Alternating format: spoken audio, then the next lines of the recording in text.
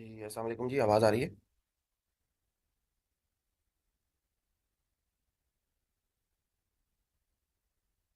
अच्छा, अब हमारे ये लास्ट दो लेक्चर्स हैं जी। जो हमारा चैप्टर नंबर 11 है, टैक्सेशन ऑफ नॉन रेजिडेंट, वो बेसिकली मेन टॉपिक है। इससे पहले कि मैं ये स्टार्ट करूँ, किसी का कोई सवाल है, स्पेशली प्रैक्टिस क्वेश्चंस करते हुए कोई मसला आ रहा है तो बताएं।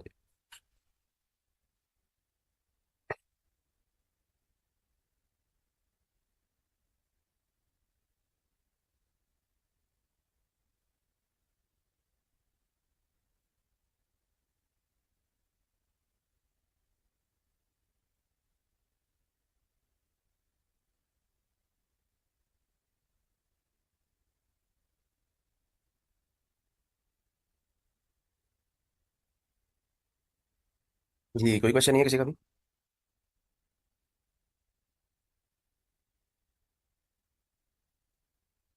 ठीक है जी, मैं स्टार्ट करने लगा हूँ।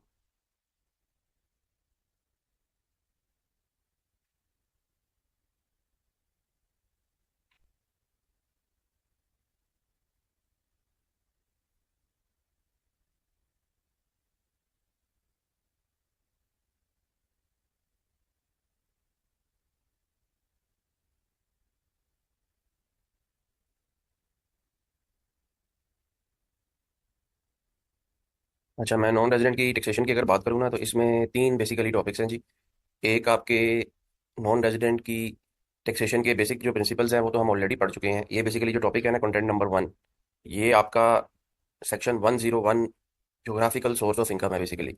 जिसमें ना उसने डिफरेंट इनकम्स के बारे में बताया हुआ है कि कौन सी इनकम कब पाकिस्तान सोर्स होगी, क्योंकि आपको पता है कि नॉन रेजिडेंट जो होता है उसने सिर्फ और सिर्फ उसी इनकम के ऊपर पाकिस्तान में टैक्स देना होता है जो उसकी पाकिस्तानी सोर्स है। नॉन रेजिडेंट की जो फॉरेन सोर्स इनकम है, ऑब्वियसली वो पाकिस्तान में टैक्सेबल ही नहीं है। तो कौन सी इनकम कब पाकिस्तानी सोर्स होगी, उसके लिए जो गाइडेंस दी हुई है ना, वो सेक्शन 101 में दी हुई है, ज्योग्राफिकल सोर्स ऑफ इनकम। इसके ऊपर आपके पिछले पेपर में भी कोई तकरीबन 9 से 10 नंबर का क्वेश्चन इस टॉपिक में से काफी अरसे के बाद आया है। ठीक है। नॉर्मली जो है वो एग्जामिनर का जो फेवरेट टॉपिक है इस चैप्टर में से, वो हम आज पढ़ेंगे, क्योंकि वो ज़्यादातर वो टेस्ट होता है। और पिछली अटैम्प्ट में भी वो नहीं आया, तो ज़्यादातर चांसेस उसके आने के हैं। लेकिन जैसे मैं आपको बता चुका हूँ कि पिछली अटैम्प्ट में काफ़ी अरसे के बाद इस टॉपिक में से 8 नंबर थे या 10 नंबर थे, उसका सवाल आया है। ठीक है। बाकी के जो दो टॉपिक्स हैं यहाँ पे, कंटेंट नंबर सेकंड, ये है जी परमानेंट एस्टेब्लिशमेंट की टैक्सेशन। और जहाँ तक मुझे याद पड़ता है, आज तक कभी भी फाइनल लेवल में इसमें से सवाल नहीं आया। ठीक है, इतना मुश्किल नहीं है, सिंपल सी चीज़ें हैं इसके अंदर। 105 सेक्शन है जी। ठीक है, टैक्सेशन ऑफ परमानेंट एस्टेब्लिशमेंट। सवाल नहीं आने का मतलब ये हरगिज़ नहीं है कि हमने इसको नहीं पढ़ना, ऑब्वियसली इसको भी हम पढ़ेंगे। और इस चैप्टर में जो सबसे इंपॉर्टेंट टॉपिक है जी, जिसमें से मेरे ख्याल में आपको 8-10 सवाल मिलेंगे पिछले पास पेपर में भी और मेरी किताब के अंदर भी, वो है जी थिन कैपिटलाइजेशन का। ये भी सेक्शन 105 के आसपास ही है मेरे ख्याल में। 105A है या इस तरह करके कुछ है। ठीक है, थिन कैपिटलाइजेशन। तो ये तीन बेसिकली टॉपिक्स हैं जी जो आज और कल में हमने कवर करने हैं। जो तो एक सेकंड में सिर्फ एक चीज़ देख लूँ।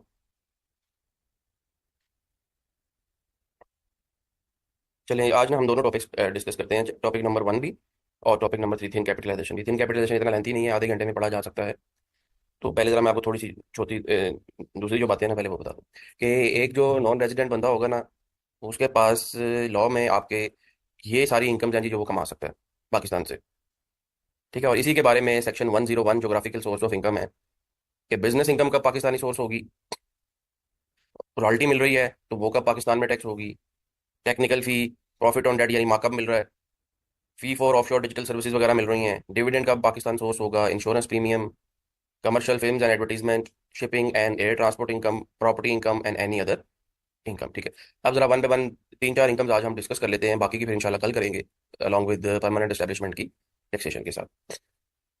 इसमें सबसे पहले मैं स्टार्ट करूंगा सैलरी से, सैलरी इनकम। क्योंकि सैलरी का चैप्टर पहले से था और वहां पे मैंने चूंकि डिस्कस की हुई है, तो वो मैंने यहाँ पे डिस्कस नहीं की हुई। ठीक है, सबसे पहले सैलरी इनकम से स्टार्ट करते हैं। और सैलरी इनकम के बारे में आपका लॉ ये कहता है,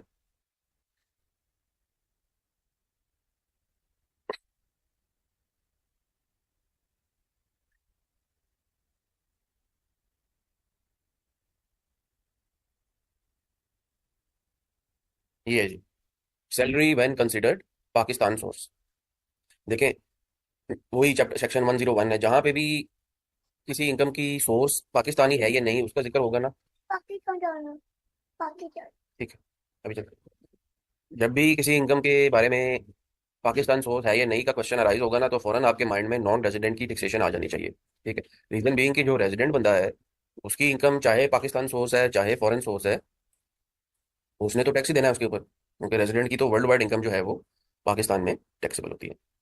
मसला नॉन रेजिडेंट है। नॉन रेजिडेंट वो बंदा जो पाकिस्तान में 183 डेज या उससे कम अरसे के लिए ऑब्वियसली प्रेजेंट है, या फॉरेन कंपनी है, लोकली इंकॉर्पोरेटेड नहीं है, और इसका कंट्रोल और मैनेजमेंट जो है at any time in a year Pakistan से एक्सरसाइज नहीं हुआ, वो भी फॉरेन जो कंपनी है वो भी नॉन रेजिडेंट है। ठीक है, उसकी बात हो रही है। तो सैलरी इनकम के बारे में वो क्या कहता है जी? Salary shall be Pakistan source income to the extent to which salary is received from any employment exercised in Pakistan where ever paid. कि अगर आपने एम्प्लॉयमेंट पाकिस्तान में बैठ के एक्सरसाइज की है, सैलरी जहां मर्जी पे हो आपको। बाद लोग होते हैं ना कि एम्प्लॉयर उसको कहता है कि भाई तुम पाकिस्तान से बैठ के ही सर्विसेज दे देना। ठीक है, आपकी जॉब दुबई वाली कंपनी में है, वहां पे लेट्स सपोज वीजे का प्रॉब्लम चल रहा है, ऐसा सवाल आ सकता है पेपर में, बल्कि शायद पिछले पेपर में आया है। वीजे का प्रॉब्लम चल रहा है और आपको उसने कहा कि यार तुम 3-4 महीने या 5-6 महीने जो है ना पाकिस्तान से बैठ के ही काम कर लेना। ठीक है, सैलरी तुम्हें दुबई में पे हो जाएगी या पाकिस्तान में पे हो जाएगी, जहां तुम कहोगे तुम्हें मिल जाएगी। लेकिन तुम एम्प्लॉयमेंट पाकिस्तान से एक्सरसाइज करो जब तक वीजे का मसला हल नहीं होता, या कोविड की वजह से वीजा नहीं लग रहा, ट्रैवलिंग बैन है, तो तुम पाकिस्तान से बैठ के जॉब कर लो। अक्सर उस दिनों में कोविड वाले जमाने में ऐसा भी हुआ है। तो वो जो सैलरी आपको मिल रही होगी वो पाकिस्तान में टैक्सेबल हो जाएगी। ठीक है, ये बात याद रखनी है। अच्छा, इज पेड बाय और on behalf of the federal government, provincial government और a local government in Pakistan where ever the employment is exercise. ये अब ये वाली जो प्रोविजन है ना, ये बेसिकली जो आपके ये डिप्लोमेट्स वगैरह होते हैं ना, और एजेंसीज वगैरह के जो लोग होते हैं, डिप्लोमेट्स की अगर मैं स्पेसिफिकली बात कर लूँ तो डिप्लोमेट्स जो होते हैं वो पाकिस्तान से बाहर डिप्लॉयड होते हैं, एम्प्लॉयमेंट भी वहीं पे एक्सरसाइज करते हैं। लेकिन चूंकि पाकिस्तानी गवर्नमेंट के एम्प्लॉइज होते हैं तो सैलरी उनको पाकिस्तान में मिलती है। तो ये बेसिकली उनकी बात हो रही है कि आपने जहाँ पे भी एम्प्लॉयमेंट एक्सरसाइज की है, अगर आप एम्प्लॉई हैं फेडरल गवर्नमेंट के या प्रोविंशियल गवर्नमेंट्स वगैरह के, तो फिर आपकी जो सैलरी होगी वो पाकिस्तानी सोर्स हो जाएगी। ये बेसिकली उन्होंने इसलिए बताया हुआ कि वो जो डिप्लोमेट होगा वो तो नॉन रेजिडेंट होगा, वो पाकिस्तान तो आता ही नहीं है पूरे साल में। अगर आता भी होगा तो 8-10 दिन के लिए छुट्टियां गुजारने आ जाता होगा यहाँ पे। ठीक है, वरना तो वो बाहर डिप्यूटेड है ना। तो उसके लिए उन्होंने ये प्रिंसिपल लेट डाउन कर दिया। आपके पिछले पेपर में इसमें से कोई क्वेश्चन आया हुआ है जी?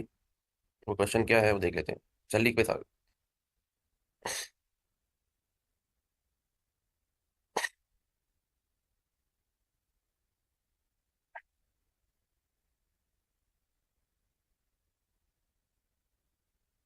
हाँ, ये क्वेश्चन नंबर 2 है जी। Consider each of the following independent situations. यानी ये तकरीबन 11 नंबर का सवाल आया हुआ है। ठीक है, ये तीनों जो हैं ये 101 सेक्शन से आए हुए हैं। In the light of the provisions, बड़ा बड़ा आसान सा सवाल था, the provisions of the income tax ordinance and the rules discuss the geographical source of income and the related tax consequences for each situation. Also discuss the implications of withholding for the payer in each situation. तो कहता है जी, Aslam Khan is a Pakistani citizen who has been working for multinational group ANZ in its foreign office for many years. ANZ does not have any legal and business presence in Pakistan. Due to personal commitment in Pakistan, Aslam was allowed by his employer to work from home in Pakistan from 1st January 2024 to 30th April 2024. He stayed in Pakistan for these 4 months only and departed from Pakistan on 1st May 2024. Salary of Aslam during his stay in Pakistan was regularly credited to his foreign bank account. आप देखें जी, सबसे पहले तो आपने इसके अंदर ये determine करना था कि ये बंदा रेजिडेंट है फॉर द ईयर या नॉन रेजिडेंट है। ये तो बताएं, रेजिडेंट था या नॉन रेजिडेंट था?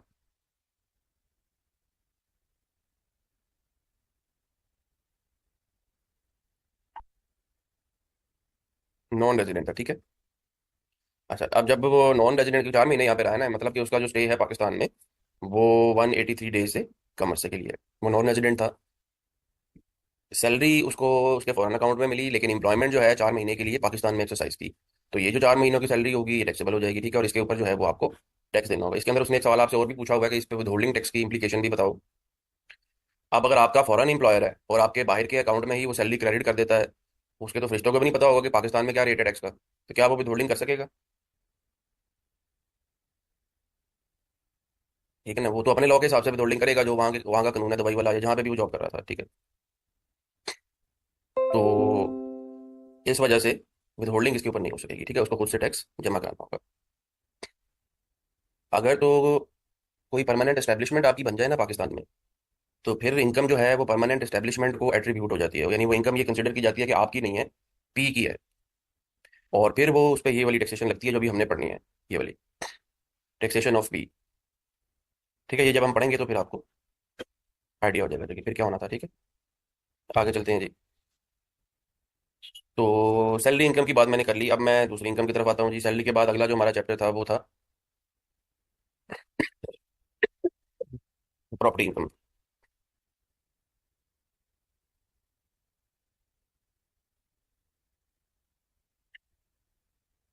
अब प्रॉपर्टी इनकम मैं आपको इतनी डिटेल में तो पढ़ा नहीं सका, इसमें जो बेसिक बेसिक सी चीज़ें हैं वो वही हैं जो आपने कैफ लेवल पे पढ़ी हुई है, कोई इतनी एडवांस लेवल की चीज़ इसके अंदर है नहीं। मासवा ये जो एक टॉपिक है जो भी हम पढ़ने लगे हैं। ठीक है, बाकी वही है कि आपकी रेंटल इनकम जो है, चाहे आप इंडिविजुअल हैं, चाहे आप कंपनी हैं, चाहे आप एओपी हैं, इनकम फ्रॉम प्रॉपर्टी जो है वो नॉर्मल रजीम में असेस होती है। ठीक है, जब नॉर्मल रजीम में असेस होती है और अक्रूवल बेसिस पे होती है, यानी ये दो चार मोटी मोटी बातें आपको मैं बता देता हूँ ताकि इसी में से ही कुछ टॉपिक में से दो चार नंबर का सवाल आया तो आया। ठीक है, कि इनकम फ्रॉम प्रॉपर्टी जो है ये रेंटल इनकम है जी। किस चीज़ की रेंटल इनकम है? ओनर ऑफ लैंड और बिल्डिंग की।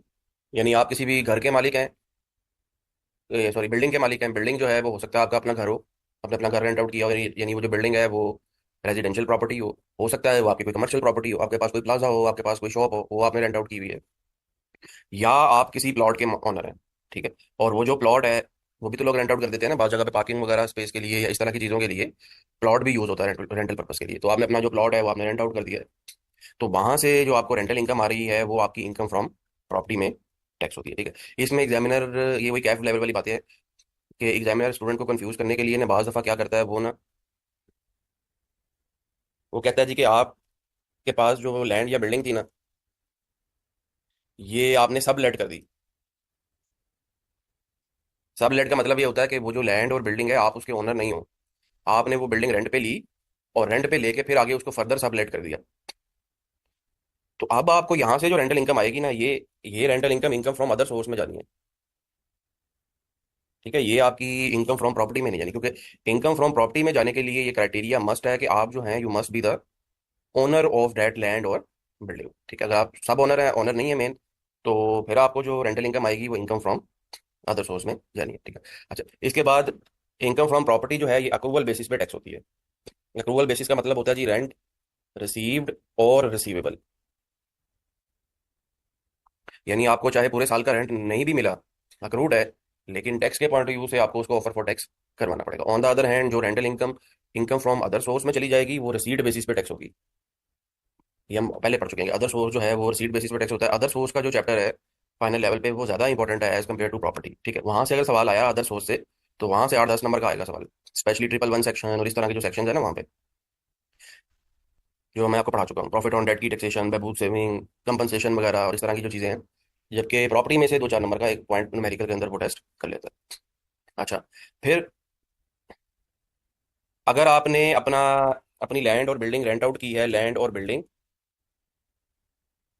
Together with plant and machinery,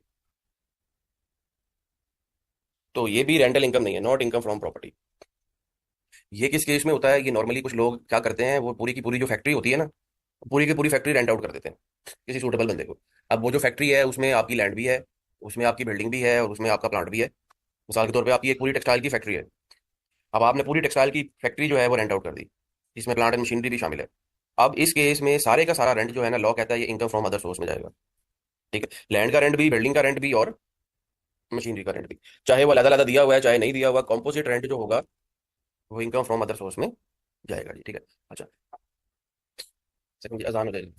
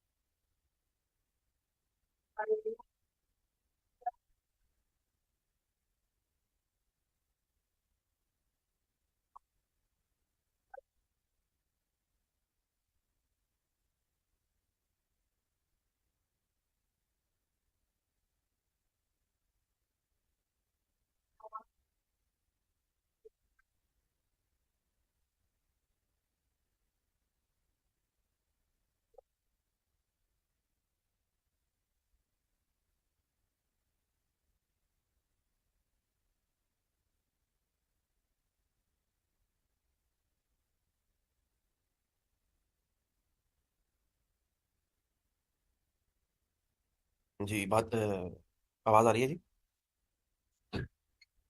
अच्छा, अब ज़रा आगे चलते हैं। फिर बास केसेस में क्या होता है कि आप अपनी लैंड और बिल्डिंग टुगेदर विद यूटिलिटीज़ या अमेनिटीज़ जो है ना, वो रेंट आउट कर देते हैं। अब ये क्या है जी, आपका फुली फर्निश्ड घर है, उसमें एसी भी लगा हुआ है, उसमें फर्नीचर भी पड़ा हुआ है सारे का सारा। ये सारे का सारा आपने टुगेदर विद लैंड और बिल्डिंग रेंट आउट कर दिया, ठीक है। अब ये सारे का सारा अदर सोर्स में नहीं जाएगा। अब लॉ ये कहता है कि इस केस में आपको दो हिस्से करने हैं रेंट के। ये ऊपर वाले से डिफरेंट है। ऊपर वाले में तो सारे का सारा rent income from other source में जा रहा है। इस केस में, यानी ऊपर वाला कौन सा केस है, मशीनरी वाला। इस केस में लॉ कहता है अपने रेंट के दो हिस्से करो। लैंड और बिल्डिंग का जो रेंट होगा, ये इनकम फ्रॉम प्रॉपर्टी में जाएगा। और जो आपकी यूटिलिटीज हैं या अमेनिटीज हैं ये वाला जो रेंट होगा, ये इनकम फ्रॉम अदर सोर्स में चला जाएगा। ठीक है। यूटिलिटीज एंड अमेनिटीज में आप फॉर एग्जांपल घर का जो बिजली का बिल आता है वो भी आप देते हैं। ठीक है। आपका आपने सिक्योरिटी गार्ड रखा हुआ है, उसकी सैलरी भी आप पे करते हैं। ये सारी चीज़ें आ जाती हैं। यानी इसमें अरेंजमेंट इस तरह से होती है कि भाई तुमने मुझे महीने का 2 लाख रुपया किराया देना है। ठीक है। जिसमें से लाख रुपया जो है वो लैंड का है या बिल्डिंग का है, और लाख रुपया जो है वो बिजली का है। अब तुम्हें खुली इजाजत है जितना मर्जी बिजली का बिल यूज़ करो, जितना मर्जी बिजली यूज़ करो, सॉरी। ठीक है। जितना भी बिल आएगा मैंने देना है, तुमने मुझे लाख रुपया देना है। ठीक है। या आपने गार्ड एक खड़ा कर दिया उसके घर के बाहर, और तुमने कहा जी कि भाई तुमने मुझे गार्ड की सैलरी की मद में ना हर महीने 25,000 रुपया पे करना है। अब ये मैं जानूँ और गार्ड जाने के मैंने गार्ड को कितने देने हैं आगे से। ठीक है। इस तरह की चीज़ें। तो उसमें अगर इस तरह का कोई सिचुएशन आ गई ना सवाल में, तो ऑब्वियसली जितनी सैलरी आप पे कर रहे हो ना गार्ड को, मिसाल के तौर पे आपने अपने टेनेंट से 25,000 रुपये एक गार्ड पे ले ली सैलरी, और आप पे कर रहे हो 20,000 उसको गार्ड को, तो बाकी का जो 5,000 होगा ना वो आपकी इनकम होनी है अदर सोर्स में। मैंने बताने का पर्पज ये है कि एक्सपेंस को आपने माइनस कर देना है। ठीक है। अच्छा। फिर इसके अंदर ना एक्सपेंसेस का, ये तो मोटी मोटी बातें थी इनकम फ्रॉम प्रॉपर्टी। हाँ, इसके अंदर एक चीज़ और है कि अगर आपको नॉन एडजस्टेबल एडवांस मिले in relation to building only, ये भी एक मिस्टेक है जो अक्सर स्टूडेंट करते हैं पेपर के अंदर, कि वो आंखें बंद करके उन्होंने याद रखा होता है कि भाई 1/10 जो है वो मैंने ऐड कर देना है रेंटल इनकम के अंदर। लॉ में बड़ा क्लियरली लिखा हुआ है कि वो जो नॉन एडजस्टेबल आपको एडवांस मिलेगा ना, नॉन एडजस्टेबल एडवांस का मतलब होता है वो एडवांस जो आपका जो किराएदार है ना, यानी जो टेनेंट है, वो जब आपकी प्रॉपर्टी विकेट करेगा तो आपने वो एडवांस उसको वापस कर देना है, वो रेंट से एडजस्ट नहीं करना। एडजस्टेबल ये होता है कि भाई आपने अपनी प्रॉपर्टी रेंट आउट की किराएदार को, उसको कहा भाई मुझे 3 महीनों का एडवांस रेंट दे दो जो कि एडजस्टेबल है। अब जब उसने तुम्हें 3 महीने का रेंट दे दिया जो कि एडजस्टेबल है, तो अब वो आपको ऑब्वियसली 3 महीने रेंट नहीं देगा। आप उसके हर महीने के रेंट से एडजस्ट करते जाओगे। नॉर्मली ऐसा नहीं होता। जनरली ऐसा ही होता है कि टेनेंट के साथ अरेंजमेंट इस तरह से होती है कि भाई तुम 3 महीने का एडवांस दे दो, और फिर हर महीने रेंट देते रहना। ये जो 3 महीने का तुमने एडवांस दिया हुआ है, जब भी तुम घर छोड़ के जाओगे मैं तुम्हें वापस कर दूंगा। ठीक है। उसकी बात हो रही है। तो आपने गौर से क्वेश्चन के अंदर देखना है कि वो जो नॉन एडजस्टेबल एडवांस है, वो इन रिलेशन टू लैंड मिला है आपको, यानी आपने कोई प्लॉट अपना रेंट आउट किया हुआ था तो मिला है, या वो इन रिलेशन टू बिल्डिंग मिला है। ठीक है। लॉ कहता है कि अगर वो इन रिलेशन टू बिल्डिंग मिला है ना, फिर आपने हर साल 1/10 ऐड करना है। अगर वो इन रिलेशन टू लैंड मिला है तो 1/10 ऐड नहीं होना। ये मिस्टेक अक्सर स्टूडेंट पेपर में करते हैं। इसको गौर से ध्यान में रखिएगा जी। अच्छा। इसके बाद अब मैं जरा एक्सपेंसेस की अगर बात कर लूँ, डिडक्शंस की। जब मैं इनकम फ्रॉम अदर सोर्स में जाता हूँ ना डिडक्शंस पे, तो यहाँ पे डिडक्शंस मिलेंगी पेड बेसिस पे, यहाँ पे डिडक्शंस मिलेंगी अक्रूवल बेसिस पे। ये भी दोनों में फर्क आ गया। ठीक है। अच्छा। दूसरी बात, जब मैं अदर सोर्स में जाता हूँ तो यहाँ पे कोई लिस्ट नहीं दी हुई है अलाउबल डिडक्शंस की। यहाँ पे उसने सिंपल सी बात की हुई है जी, any expense incurred for driving income from other source is allowable expense. जब कोई लिस्ट नहीं दी हुई तो कोई भी एक्सपेंस जो इनकर होगा ना वो आपके लिए अलाउबल है। प्रोवाइडेड के उसका ताल्लुक उस इनकम से हो, उस इनकम की अर्निंग से हो, ठीक है। जब मैं इनकम फ्रॉम प्रॉपर्टी में जाता हूँ तो यहाँ पे एक पूरी लिस्ट दी हुई है और इसका एक स्पेसिफिक डिडक्शंस का सेक्शन है, सेक्शन नंबर 15 है मेरे ख्याल में, ठीक है। 15 या 16 होगा, अच्छा। अब जब यहाँ पे स्पेसिफिक एक सेक्शन दे दिया है और वहाँ पे एक पूरी लिस्ट दे दी है, इसका मतलब ये हुआ कि भाई यहाँ पे तो अब आपको सिर्फ वही वाले एक्सपेंसेस मिलेंगे जो लिस्ट में आ रहे हैं। अगर यहाँ पे वो वाले एक्सपेंसेस नहीं आ रहे लिस्ट के अंदर और वो आपने इंकर किए हैं, आपके लिए वो अलाउबल नहीं है, ठीक है। अच्छा, अब वहाँ पे अगर आप जाओगे ना तो वहाँ पे सबसे जो कॉमन है, और ये कई दफ़ा फाइनल लेवल पे आ चुका है और ये स्टूडेंट पेपर में इग्नोर कर देते हैं, इसको भूल जाते हैं, वो है जी repair allowance. 1/5, 1/5 of the gross rent chargeable to tax. इसके बारे में लॉ में लिखा हुआ है कि भाई ये नोशनल एक्सपेंस है, ये मैं हमें शायद वो वाहिद एक्सपेंस है पूरे लॉ के अंदर जो चाहे आपने किया है चाहे आपने नहीं किया आपको मिल जाता है। उसने कहा कि भाई मैं अज्यूम करूंगा कि भाई हर हर साल तुम्हारी जो प्रॉपर्टी है ना वो 20% से डेप्रिशिएट हुई है। अच्छा, यानी आपको अगर रेंटल इनकम मिली है ₹1,00,000 की पूरे साल की, तो उसके अगेंस्ट ₹20,000 का बाय डिफॉल्ट आपको एक्सपेंस लगा हुआ है। अब एग्जामिनर पेपर में और कोई एक्सपेंस नहीं बताता, वो सिर्फ रेंटल इनकम बताता है। स्टूडेंट सिर्फ रेंटल इनकम को बता देते हैं कि भाई ये इनकम फ्रॉम प्रॉपर्टी में जाएगी, लेकिन उसके अगेंस्ट जो नोशनल एक्सपेंस है 1/5 वो माइनस करना भूल जाते हैं, ठीक है। Regardless of actual occurrence this expense will be allowed, तो आपको ऑटोमेटिकली ये जो एक्सपेंस है ये माइनस करना, ये बात ध्यान में रखिएगा। अच्छा, फिर एक बात और बताएं कि क्या लैंड की रिपेयर होती है जी कोई, अगर आपने अपना कोई प्लॉट रेंट आउट किया हुआ है। हाँ, लैंड की तो कोई रिपेयर या डेप्रिसिएशन नहीं होती ना, इसलिए ये भी बात याद रखिएगा, ये भी रिपेयर अलाउंस सिर्फ तभी मिलेगा जब बिल्डिंग को आपने रेंट आउट किया है।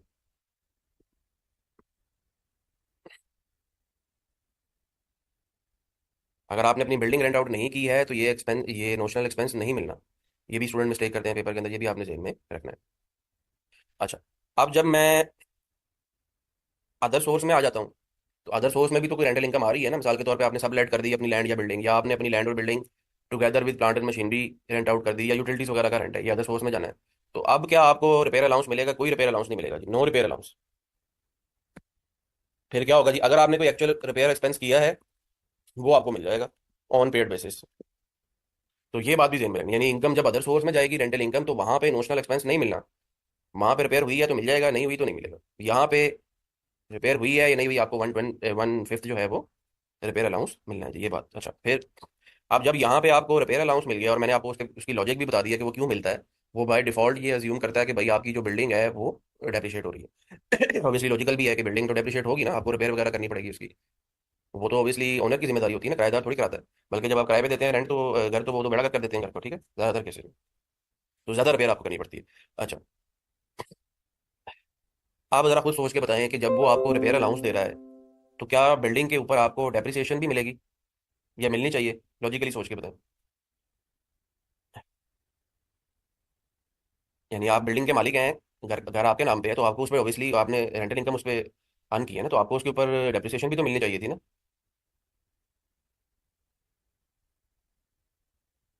हाँ, तो आपको अब यहाँ पे फिर डेप्रिसिएशन नहीं मिलेगी, नो डेप्रिसिएशन। लैंड पे तो डेप्रिसिएशन होती नहीं है, बेसिकली बिल्डिंग की बात हो रही है, ठीक है जी। अच्छा, जब आप अदर सोर्स में आएंगे और आप अपनी ये वाली बात, ये वाली विद रेफरेंस मैं इसकी बात कर रहा हूँ, लैंड या building together with plant and machinery आप रेंट आउट करेंगे, इसमें ऑब्वियसली आप लैंड और बिल्डिंग के भी मालिक है ना, लेकिन सारे का सारा जो रेंट है वो इनकम फ्रॉम अदर सोर्स में जा रहा है। तो यहाँ पे आपको अब रिपेयर अलाउंस नहीं मिलता, ठीक है, ये बात हमने पढ़ ली। अब जब यहाँ पे रिपेयर अलाउंस नहीं मिलता तो क्या यहाँ पे जो आपकी बिल्डिंग है या आपकी जो प्लांट एंड मशीनरी है उसके ऊपर आपको डेप्रिसिएशन मिलनी चाहिए? तो सोच के बताएं जी खुद। डेप्रिसिएशन मिलती है जी यहाँ पे, ठीक है, 10% डेप्रिसिएशन पे रेट है बिल्डिंग का, आपको पता है वही जो स्टैंडर्ड रेट है। और प्लांट एंड मशीनरी के ऊपर आपको दोनों चीज़ें मिलती हैं, इनिशियल अलाउंस भी मिलता है एट द रेट ऑफ 25%, और आपको डेप्रिसिएशन भी मिलती है एट द रेट ऑफ 15%, ठीक है। इनिशियल अलाउंस ऑब्वियसली तभी मिलेगा जब आपकी जो प्लांट एंड मशीनरी है वो फर्स्ट टाइम पाकिस्तान में यूज़ हो रही है, वो सेकंड हैंड ना हो, तो वो आपने गौर से पेपर में पढ़ लेना। तो ये मोटी मोटी बातें थी जो इनकम फ्रॉम प्रॉपर्टी और इनकम फ्रॉम अदर सोर्स के पॉइंट ऑफ व्यू से इंपॉर्टेंट थी। इनमें से मैक्सिमम, जैसे मैंने आपको बताया, 3-4 नंबर का सवाल किसी एक आधी अटेम्प्ट में आप देखेंगे कि आया हुआ है, या फ्यूचर में भी आ सकता है। एक आखिरी बात इसके अंदर रह गई थी, वो भी मैं बता दूँ जी। कि एक बात हमने पढ़ ली हुई है कि अगर आपकी एग्रीकल्चर इनकम है तो एग्रीकल्चर इनकम जो है वो आपकी इनकम फ्रॉम टैक्स है। अब एग्रीकल्चर इनकम होती क्या है? सबसे पहले ये बात तो जेहन में जो आती है कि आपने कल्टीवेशन की, आप किसी लैंड के ओनर हैं,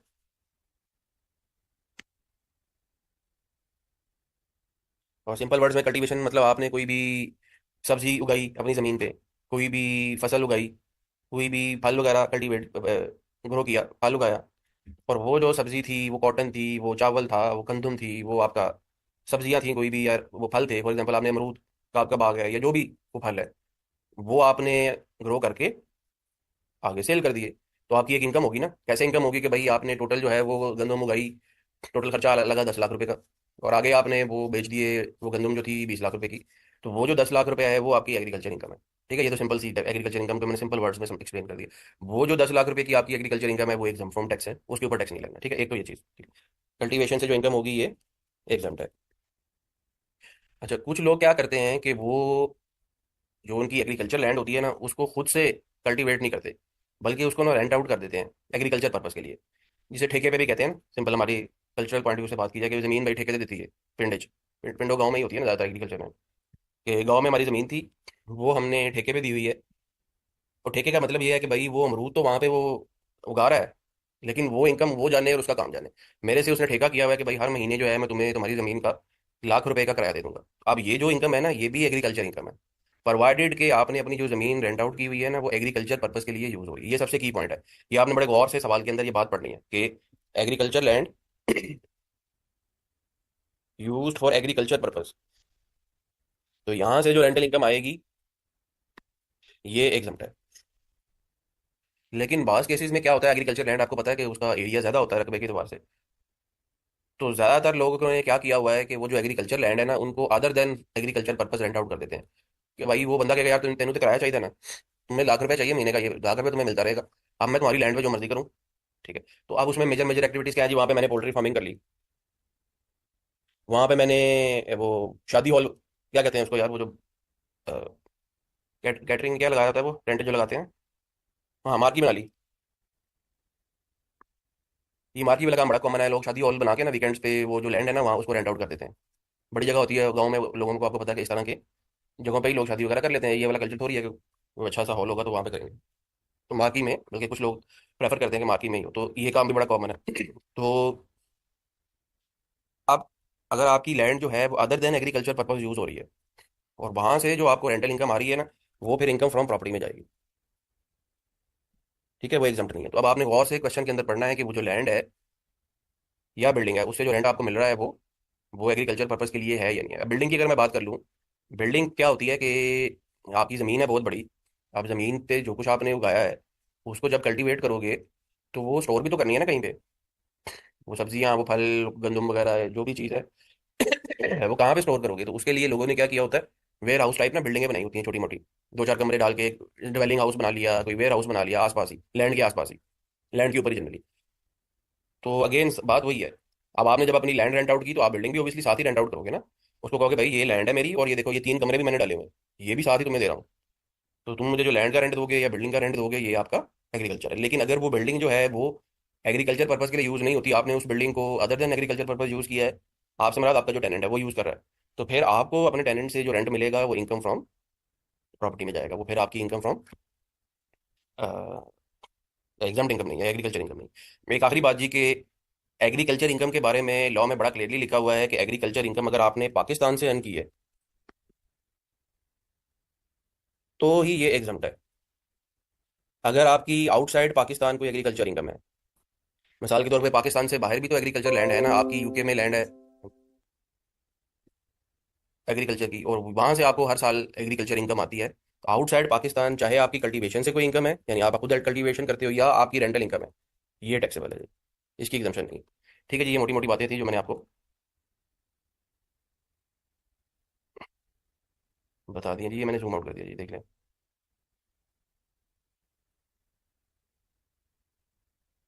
आगे चलें जी। अब अगला सवाल है कि एक बंदा है वो है नॉन रेजिडेंट। अब अगर एक नॉन रेजिडेंट बंदा है तो उसको कोई प्रॉपर्टी इनकम आ रही है, तो वो कब पाकिस्तानी सोर्स होगी और कब पाकिस्तानी सोर्स नहीं होगी। ठीक है, वो अब हमारे टॉपिक है जी। उसके लिए मैं इस पे आ रहा हूँ जी, प्रॉपर्टी इनकम पे, और इसका एक छोटा सा टॉपिक है जी ये, और ये बड़ा आसान सा है जी, कि rental income shall be Pakistani source income if it is derived from the lease of immovable property in Pakistan, whether improved or not, or from any other interest in और over the immovable property including a right to explore for और exploit natural resources in Pakistan. उन्होंने सीधी सी बात कर दी कि भाई अगर आपकी जो प्रॉपर्टी है वो पाकिस्तान में सिचुएटेड है, तो वहां से आपको जो भी रेंटल इनकम आएगी ना वो पाकिस्तानी सोर्स है। अब ये चीज़ बेसिकली उन लोगों के लिए बहुत कॉमन है जो पाकिस्तान के सिटीजन है, पाकिस्तान से बाहर रहते हैं पूरे साल, तो या जॉब बाहर करते हैं या बाहर बिजनेस करते हैं, तो ऑब्वियसली नॉन रेजिडेंट हो गए, ठीक है। ज़्यादातर आपको पता है कि हर फैमिली में कोई दो चार लोग जो हैं वो बाहर हैं, बल्कि आजकल तो जिससे भी पूछें उसकी प्रेफरेंस है कि मैंने बाहर जाना है, ठीक है। अब लेकिन वो लोग क्या करते हैं कि क्योंकि ऑब्वियसली पाकिस्तान में आना तो है ना वापस उन लोगों ने, या उनकी जो आबाव ज़्यादा है वो तो यहीं पे हैं, तो वो क्या करते हैं कि बाहर से जाके जो सेविंग्स वगैरह करते हैं ना ओवर द ईयर्स, उसकी यहाँ पे कोई ना कोई प्रॉपर्टी खरीद लेते हैं। कोई प्लॉट खरीद लिया, कोई प्रॉपर्टी बना ली, ताकि कल को जब वापस आना पड़े तो घर तो हो ना यहाँ पे अपना। और वो जो घर बनाया वो चूंकि अब यहाँ पे नहीं रह रहे तो उस घर को रेंट आउट कर दिया। तो अक्सर ये सवाल मेरे से भी बच्चे पूछते रहते हैं जो इसलिए बाहर हैं कि भाई यहाँ पे अब्बा जी के नाम पे एक घर है, वहां से रेंटल इनकम आती है, अब बताएं हमने उस रेंटल इनकम पे पाकिस्तान में टैक्स देना है या नहीं। हम तो पाकिस्तान रहते ही नहीं है, हम तो बाहर रहते हैं, बस हमें वो एक रेंट है वो किराएदार जो है हमारे अकाउंट में जमा करा देता है हर साल हर महीने, तो वो इनकम जो होगी वो टैक्सेबल हो जाएगी, ठीक है। वहाँ पे बड़ा लॉ में बड़ा क्लियरली लिखा हुआ है कि कोई भी इनकम जो कोई भी प्रॉपर्टी सॉरी जो पाकिस्तान में सिचुएटेड है, वहां से आपको कोई भी इनकम जनरेट हो, मेजर इनकम जो प्रॉपर्टी से जनरेट होती है वो रेंटल इनकम ही है ना। या अगर आपका कोई राइट टू एक्सप्लोर भी हो सकता है, कोई आपने कोई ऐसी जगह है जहाँ पे जहीरे हैं ऑयल के या गैस के, तो आपने कहा यार ये जगह यूज कर लो, मुझे रॉयल्टी देते रहना, ठीक है, ऐसा भी हो, या टावर लगा लो, होता है ना कि ये मोबाइल के टावर लग गए मोबाइल कंपनी ने और उस टावर का आपको राइट टू यूज का पेमेंट करते हैं, वो भी इसमें उसने कवर किया हुआ राइट टू एक्सप्लोर या एक्सप्लॉयट नेचुरल रिसोर्सेज। तो वो जो इनकम होगी वो पाकिस्तानी सोर्स हो जाएगी, जब पाकिस्तानी सोर्स हो जाएगी तो ऑब्वियसली आपको टैक्स देना पड़ेगा, ठीक है। यहाँ तक कोई सवाल है किसी का तो बताएंगे।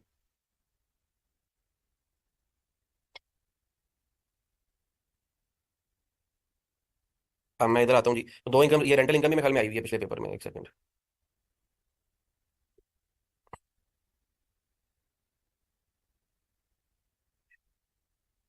हाँ।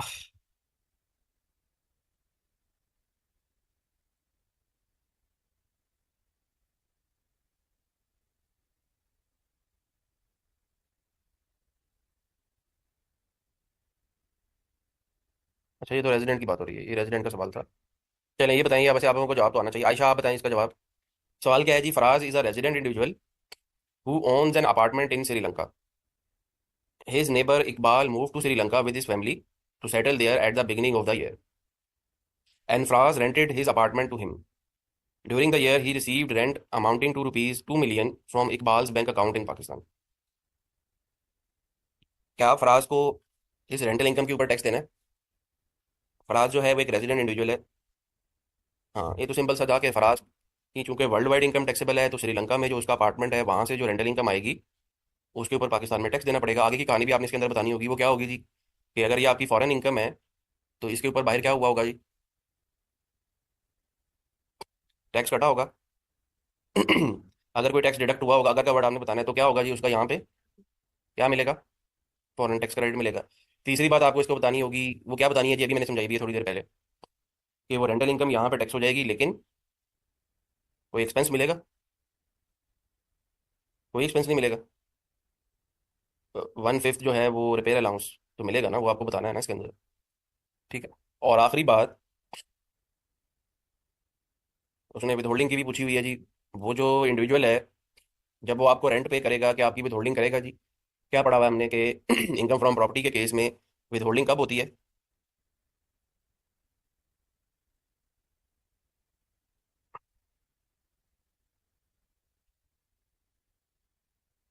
हाँ जी ठीक है।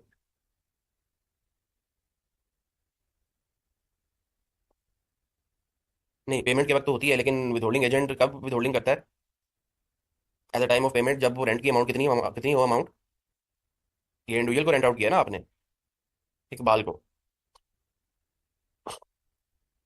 15 लाख, 15 लाख की बात है ना। 6 लाख तो सैलरी का केस है ना, या अदर दिन सैलरी का केस है। प्रॉपर्टी इनकम के केस में ये मैंने पढ़ाया था ना यार आपको, पिछले हफ्ते ही पढ़ाया मुझे याद है।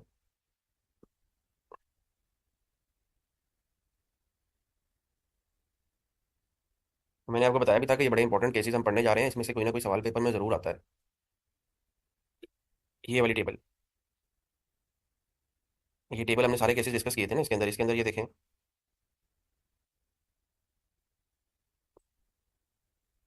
ये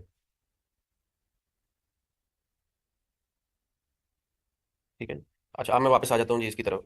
और अब हम जरा थिन कैपिटलाइजेशन की तरफ आ जाते हैं जी। थिन कैपिटलाइजेशन को समझने के लिए जो सबसे मेन टॉपिक है ना, वो है जी प्रॉफिट ऑन डेट का। जब तक आपको ये टॉपिक समझ नहीं आएगा, थिन कैपिटलाइजेशन की जो थीम है वो समझ। थिन कैपिटलाइजेशन बहुत ही आसान सा टॉपिक है। वर्डिंग से आपको लगता है कि पता नहीं बड़ा मुश्किल है, और चूंकि वर्डिंग से लगता है कि बड़ा मुश्किल है, और स्टूडेंट समझते हैं कि, और स्टूडेंट उसका ऑब्वियसली कॉन्सेप्ट या थीम नहीं समझ पाते, या उसको समझाया नहीं जाता उनको, जो भी आप कह लें। कुछ ऑब्वियसली स्टूडेंट सेल्फ स्टडी भी करते हैं, इस वजह से उनको ये टॉपिक बड़ा मुश्किल लगता है, और एग्जामिनर भी फिर उसको बार बार पूछता रहता है, क्योंकि बच्चों की उसमें परफॉर्मेंस अच्छी नहीं होती। ठीक है, बड़ा आसान सा टॉपिक है, सिंपल सा कॉन्सेप्ट है। समझ आपको तब आएगा जब आपने प्रॉफिट ऑन डेट की टैक्सेशन नॉन रेजिडेंट के केस में अच्छी तरह से समझी हुई है। ठीक है, तो पहले हम जरा प्रॉफिट ऑन डेट की टैक्सेशन पढ़ लें।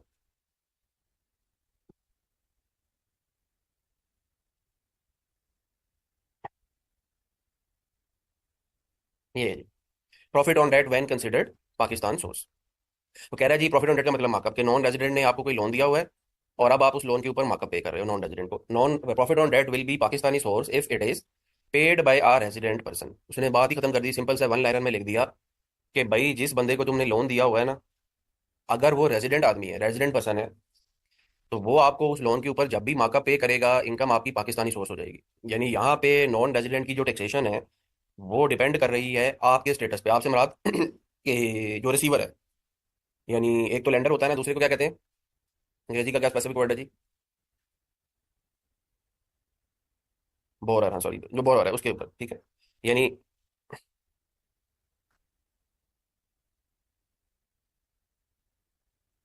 प्रॉफिट ऑन डेट, अब वो कहता है जी पेड टू रेजिडेंट या नॉन रेजिडेंट, दो ही चीजें हो सकती हैं ना।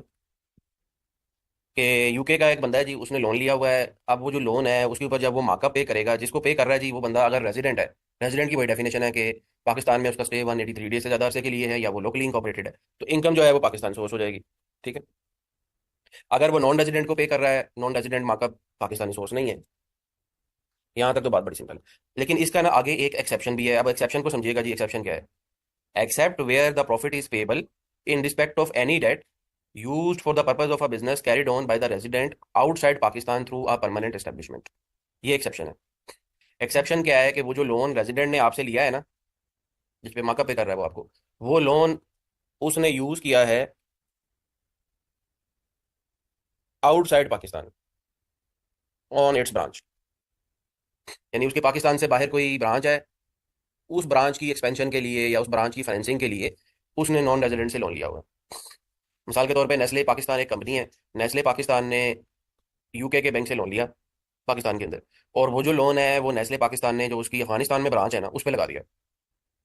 अब जब मार्कअप पे होगा, तो अब ये जो मार्कअप है ये पाकिस्तानी सोर्स होगा या नहीं होगा जी? Answer is no. अब मार्कअप पाकिस्तानी सोर्स नहीं होगा। तो यहाँ से क्रक्स बेसिकली सारी डिस्कशन का ये है कि प्रॉफिट ऑन डेट जो है, अगर तो रेजिडेंट बंदा पाकिस्तान में अपने बिजनेस पे यूज कर रहा है, तो फिर जब वो मार्कअप पे करेगा वो मार्कअप पाकिस्तानी सोर्स हो जाएगा।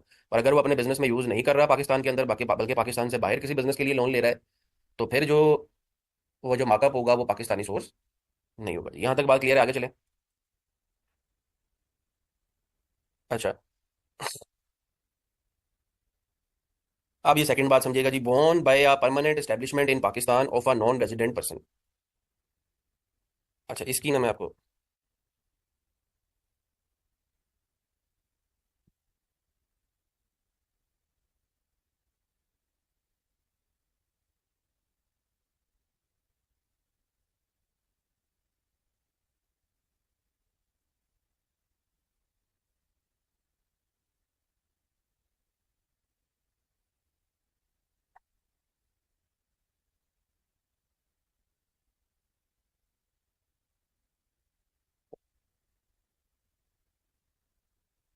इसका ना ये क्वेश्चन नंबर 5 है जी। इसका ना ई पॉइंट है, इसमें मैंने एग्जांपल से एक्सप्लेन किया है, तो एग्जांपल से ज़्यादा सारी चीज़ समझ आ जाएगा। ठीक है, तो ये मैं कराने लगा हूँ जी। Pakistani branch namely Noida of a non resident lends money to Pakistani branch namely Varda of another non-resident company।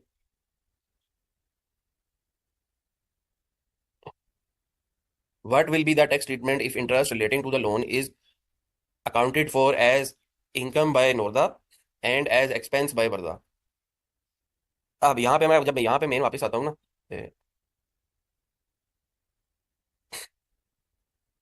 यहाँ पे, तो वो कह रहा है कि प्रॉफिट ऑन डेट अगर आप पे करोगे ना, और वो जो एक्सपेंस आप पे कर रहे हो प्रॉफिट ऑन डेट, बॉर्न का मतलब कि वो एक्सपेंस आउट हो रहा है। अगर नॉन रेजिडेंट की जो पाकिस्तान में परमानेंट एस्टेब्लिशमेंट अभी याद रखने कहते हैं ब्रांच को, ठीक है। इसकी डेफिनेशन फिर हम इंशाल्लाह कल डिटेल में डिस्कस करेंगे कि नॉन रेजिडेंट की अगर पाकिस्तान में कोई ब्रांच है और वो ब्रांच अपनी बुक्स में अगर उस एक्सपेंस को बुक कर रही है, उस प्रॉफिट ऑन डेट को, तो फिर भी वो प्रॉफिट ऑन डेट जो है वो पाकिस्तानी सोर्स हो जाएगा, ठीक है। तो अब अगर आप पहला सिनेरियो पढ़ेंगे, पहले सिनेरियो में वो जो उसकी पाकिस्तान में ब्रांच है ना, वो उसको एक्सपेंस बुक कर रही है।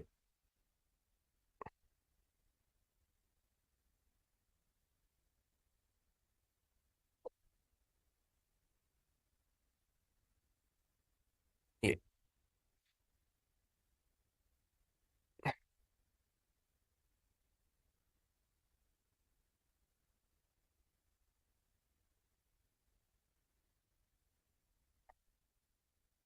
कि पहला केस क्या है कि जो नोरदा है उसकी वो इनकम बन रही है, उसको ऑब्वियसली माकम मिल रहा है, और जो वर्दा है वो एक्सपेंस बुक कर रही है। अब चूंकि वर्दा जो है वो एक्सपेंस बुक कर रही है, वर्दा पाकिस्तानी ब्रांच है, तो इनकम जो होगी ना नोरदा की, वो पाकिस्तानी सोर्स हो जाएगी। दूसरे केस में वो नोरदा तो इनकम तो बन रही है नोरदा की, लेकिन जो वर्दा है वो अपनी बुक्स में एक्सपेंस नहीं चार्ज कर रही है उसको, बल्कि वर्दा का पाकिस्तान से बाहर जो हेड ऑफिस है ना, वो इसको बियर कर रहा है। तो अब वो इनकम पाकिस्तानी सोर्स नहीं होगी, ठीक है। तीसरे केस में कोई ट्रीटमेंट नहीं होगा, ना वो इनकम हो रही है ना वो एक्सपेंस हो रहा है। इसका आंसर पढ़ लीजिए। यानी ये पूरा जवाब है इसका।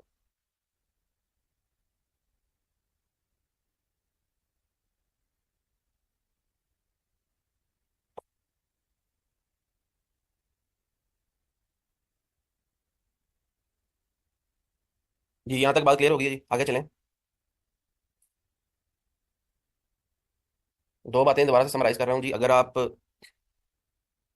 रेजिडेंट बंदे हैं, आप किसी नॉन रेजिडेंट को प्रॉफिट ऑन डेट पे करेंगे, इनकम जो है वो पाकिस्तानी सोर्स है, प्रोवाइडेड के वो जो लोन है वो आप पाकिस्तान में यूज़ करें। अगर आप रेजिडेंट बंदे हैं, किसी नॉन रेजिडेंट को प्रॉफिट ऑन डेट पे करेंगे, लेकिन वो जो लोन है वो आपने पाकिस्तान से बाहर अपने किसी बिजनेस पे लगा दिया है, इनकम पाकिस्तानी सोर्स नहीं होगी, ठीक है। अगर आप नॉन रेजिडेंट हैं, आप किसी नॉन रेजिडेंट को प्रॉफिट ऑन डेट पे कर रहे हैं, इनकम पाकिस्तानी सोर्स नहीं होगी, ठीक है। लेकिन अगर आपकी as a non resident Pakistan में कोई ब्रांच है, और वो जो ब्रांच है जिसे परमानेंट एस्टेब्लिशमेंट कहते हैं, वो अपनी बुक्स में वो एक्सपेंस बुक कर रही है, यानी ऑब्वियसली जब वो अपनी बुक्स में एक्सपेंस बुक कर रही होगी ना, इसकी भी लॉजिक समझिएगा।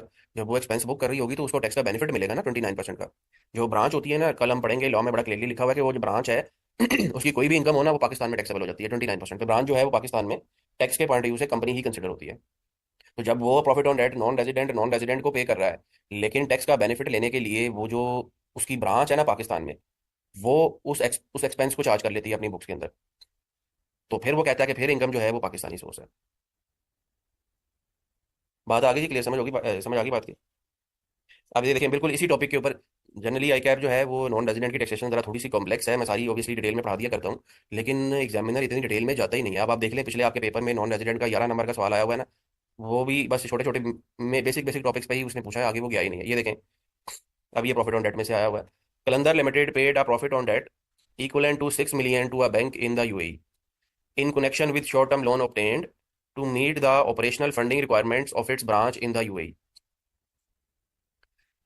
आप बताएं, ये जो कलंदर लिमिटेड है, अपनी यूएई की ब्रांच को की फाइनेंसिंग के लिए उसने लोन जो है वो बाहर पे किया है, मार्कअप पाकिस्तानी सोर्स नहीं होगा, ठीक है। ये 3 नंबर का सवाल था।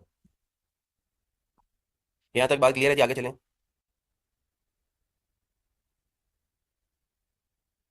अच्छा, अब हम ब्रेक कर रहे हैं जी, 15 मिनट्स की ब्रेक के बाद फिर मोटी मोटी बातें हमने प्रॉफिट ऑन डेट की पढ़ ली।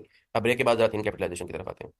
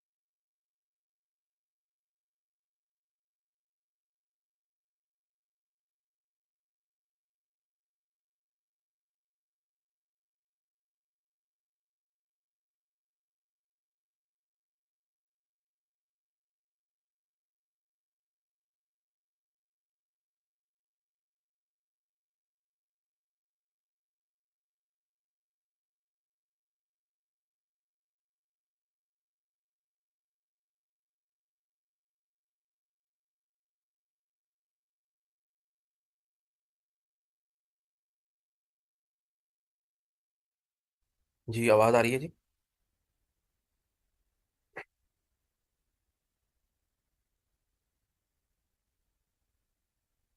अच्छा, अब हम जरा आगे चलते हैं जी। और टैक्सेबिलिटी कैसे होनी है प्रॉफिट ऑन डेट की, पहली बात तो हमने पढ़ ली कि क्या वो प्रॉफिट जो है वो पाकिस्तान में टैक्सेबल होगा या नहीं होगा। अब अगला सवाल कि वो टैक्स होगा कैसे।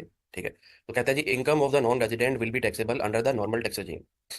यानी वो कह रहा है कि आप अगर profit on debt Pakistani source हो गया तो यहाँ पे आपने उसको नॉर्मल रजीम में लेके जाना है 29% पे। अब आपके माइंड में वो जो 15% वाली टैक्सेशन आ रही है ना, वो रेजिडेंट के केस में है कि 15% पे फुल एंड फाइनल होता है अगर 5 मिलियन तक का प्रॉफिट है, वो यहाँ पे नहीं है। उसने सिंपल सी बात कह दी कि प्रॉफिट ऑन डेट जो है वो नॉर्मल रजीम में जाएगा। Lower rate will be applicable in case of double taxation. TT आपके सिलेबस में नहीं है, बहरहाल एग्जामिनर इस तरह की बात लिख सकता है वन लाइनर के, टीटी में रेट दिया हुआ था 15%, तो फिर आपको 15 ही लगाना है, फिर 29 नहीं लगेगा। ठीक है, अच्छा। अब अगली विद होल्डिंग की बात कर लेते हैं जी। हाउएवर सॉरी, उससे पहले ये पैराग्राफ भी, however tax shall be deducted at the rate of 10% on profit on debt from the debt instruments, government securities, including Treasury bills and Pakistan investment bonds, payable to a non-resident person having no permanent establishment in Pakistan. And investments are exclusively made through a special rupee convertible account maintained with the bank in Pakistan. Tax deducted will be final tax. वो कह रहा है कि वैसे तो income normal रजीम में जाएगी, लेकिन अगर गवर्नमेंट ऑफ पाकिस्तान की जो सिक्योरिटीज होती है ना, ट्रेजरी बिल्स, पीआईबी, स्कूक्स वगैरह, उसमें नॉन रेजिडेंट ने इन्वेस्ट किया हुआ है थ्रू स्पेशल रुपी कन्वर्टेबल अकाउंट।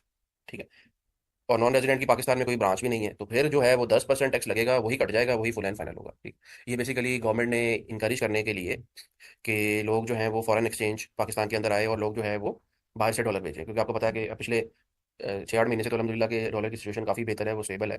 वरना बीच में एक टाइम आया था कि वो फ्री फॉल था डॉलर का ना, तो इसलिए उन्होंने ये एक इंसेंटिव दिया हुआ है कि 10% तुम्हारा टैक्स लगेगा, ज़्यादा से ज़्यादा तुम स्पेशल रुपी कन्वर्टेबल का मतलब कि आप डॉलर भेजोगे बाहर से, इसे स्कारा भी कहते हैं, SCRA, स्पेशल रुपी कन्वर्टेबल अकाउंट, कि आप बाहर से जो है डॉलर भेजो, यहाँ पे गवर्नमेंट ऑफ पाकिस्तान को, गवर्नमेंट ऑफ पाकिस्तान की ट्रेजरी बिल्स में या पीआईबीज में इन्वेस्ट करो।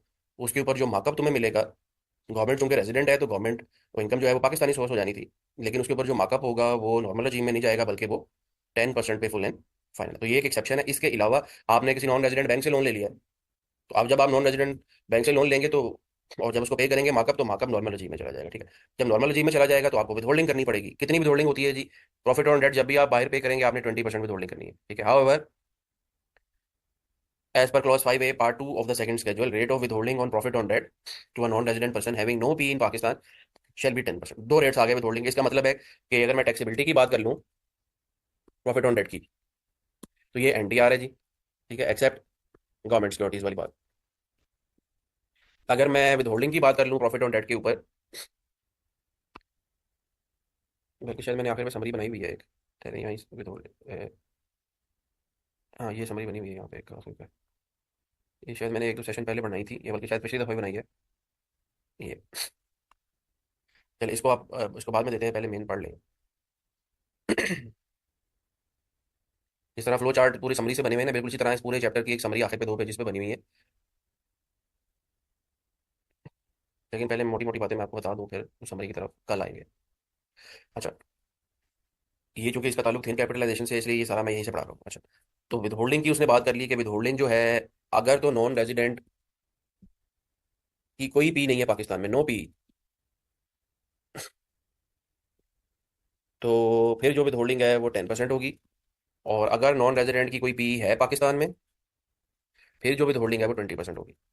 ठीक है, यही बात उसने यहाँ पे लिखी हुई है जी। मतलब ये हुआ कि, और टैक्सेशन पाकिस्तानी सोर्स कब होगी जी, पेड बाय रेजिडेंट या borne by P of non resident. तो ये तीन बातें हो गई हैं जी, कि इस केस में पाकिस्तानी सोर्स हो जाएगी, नॉर्मल रजीम में टैक्स हो जाएगी। नॉर्मल रजीम में अगर कंपनी है तो 29%, यानी नॉन रेजिडेंट जो है, अगर कंपनी है तो इनकम 29% पे टैक्स होगी। अगर नॉन रेजिडेंट जो है वो इंडिविजुअल है या एओपी है तो स्लैब वाली टैक्सेशन लग जाएगी। विद होल्डिंग कितनी होनी है नॉन रेजिडेंट की, जो भी बंदा प्रॉफिट ऑन डेट पे कर रहा होगा, जो भी रेजिडेंट बंदा है या जो भी ब्रांच है, उसने, अगर नॉन रेजिडेंट की पाकिस्तान में कोई ब्रांच नहीं है, कोई पी नहीं है, तो उसने 10% टैक्स काटना है। अगर उसकी यहाँ पे कोई ब्रांच है तो उसने 20% टैक्स काटना है। ठीक है, यहाँ तक बताएं जी, कोई कन्फ्यूजन वाली बात है किसी को।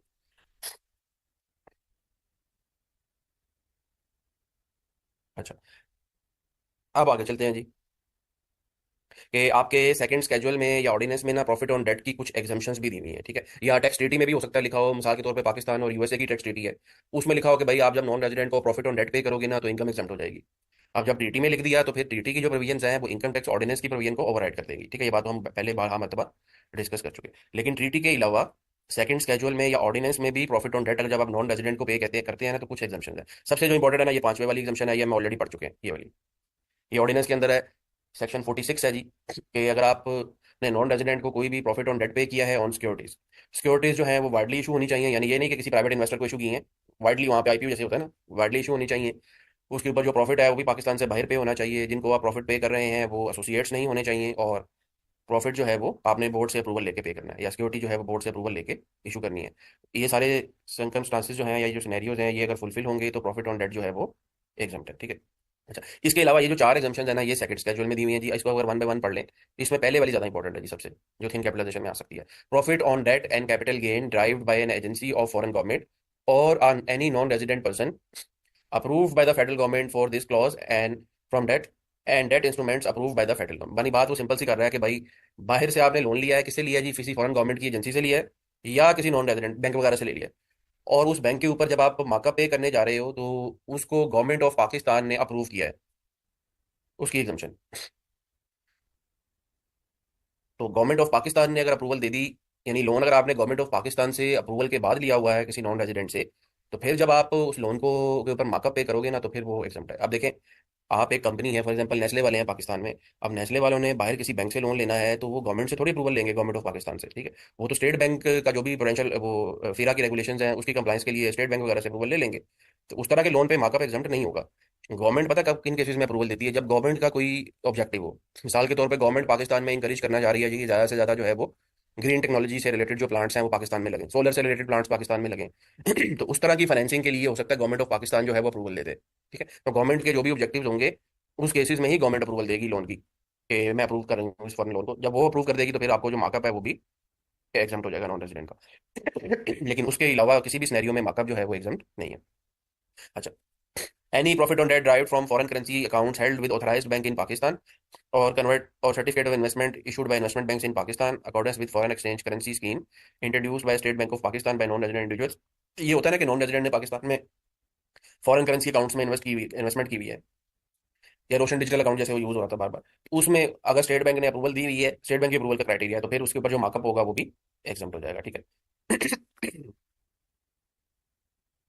अच्छा, इसके बाद मैं तीसरे वाली जो है ये कोई इतनी इंपॉर्टेंट नहीं है, ये आप उससे देख लीजिएगा। चौथे वाली मैं पढ़ने लगा हूँ जी, ये जरा इंपॉर्टेंट है। Profit on debt and capital gain from federal government sovereign debt और a sovereign debt instrument shall be exempt from tax chargeable under this ordinance derived by a non-resident banking company approved by the federal government under a sovereign agreement for the कि Pakistani government ने अगर बाहर किसी country के साथ कोई sovereign agreement किया हुआ है, यानी गारंटी दी हुई है, और उस गारंटी के तहत अगर आप किसी भी बैंक से लोन लेंगे तो उस बैंक के लोन के ऊपर जो आप मार्कअप पे करेंगे वो एग्जाम्प्ट हो जाएगा, ठीक है।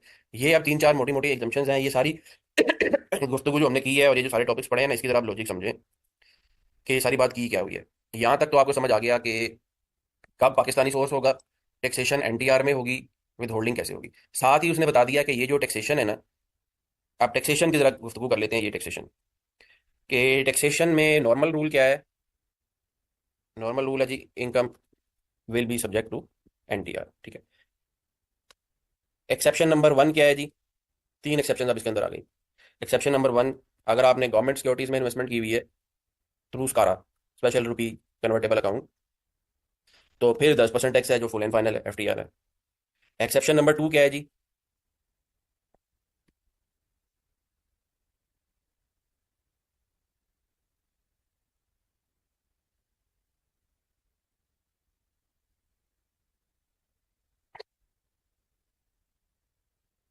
एक्सेप्शन नंबर टू ये है जी कि आपका रिड्यूस रेट हो सकता है या एग्जम्पशन हो सकती है in case of tax treaty.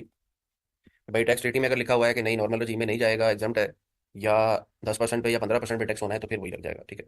Treaty जो है ओबियसली उसकी जो प्रोविजंस है वो ऑर्डिनेंस की प्रोविजन को ओवरराइड कर देती है। और एक्सेप्शन नंबर थ्री हमने अभी पढ़ ली, तीन चार क्लॉजेज, कि भाई अगर सेकंड स्केड्यूल में लिखा हुआ है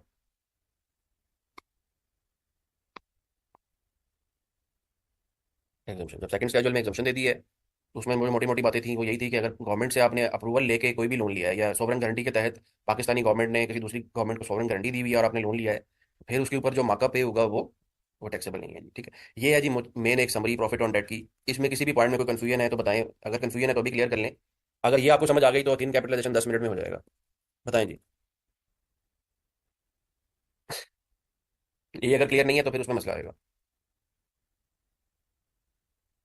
क्लियर है जी। अब हम आते हैं जी थिन कैपिटलाइजेशन की तरफ। अब ये थिन कैपिटलाइजेशन है क्या जी, पहले मैं इसकी मेन डेफिनेशन आपको पढ़ा दूं।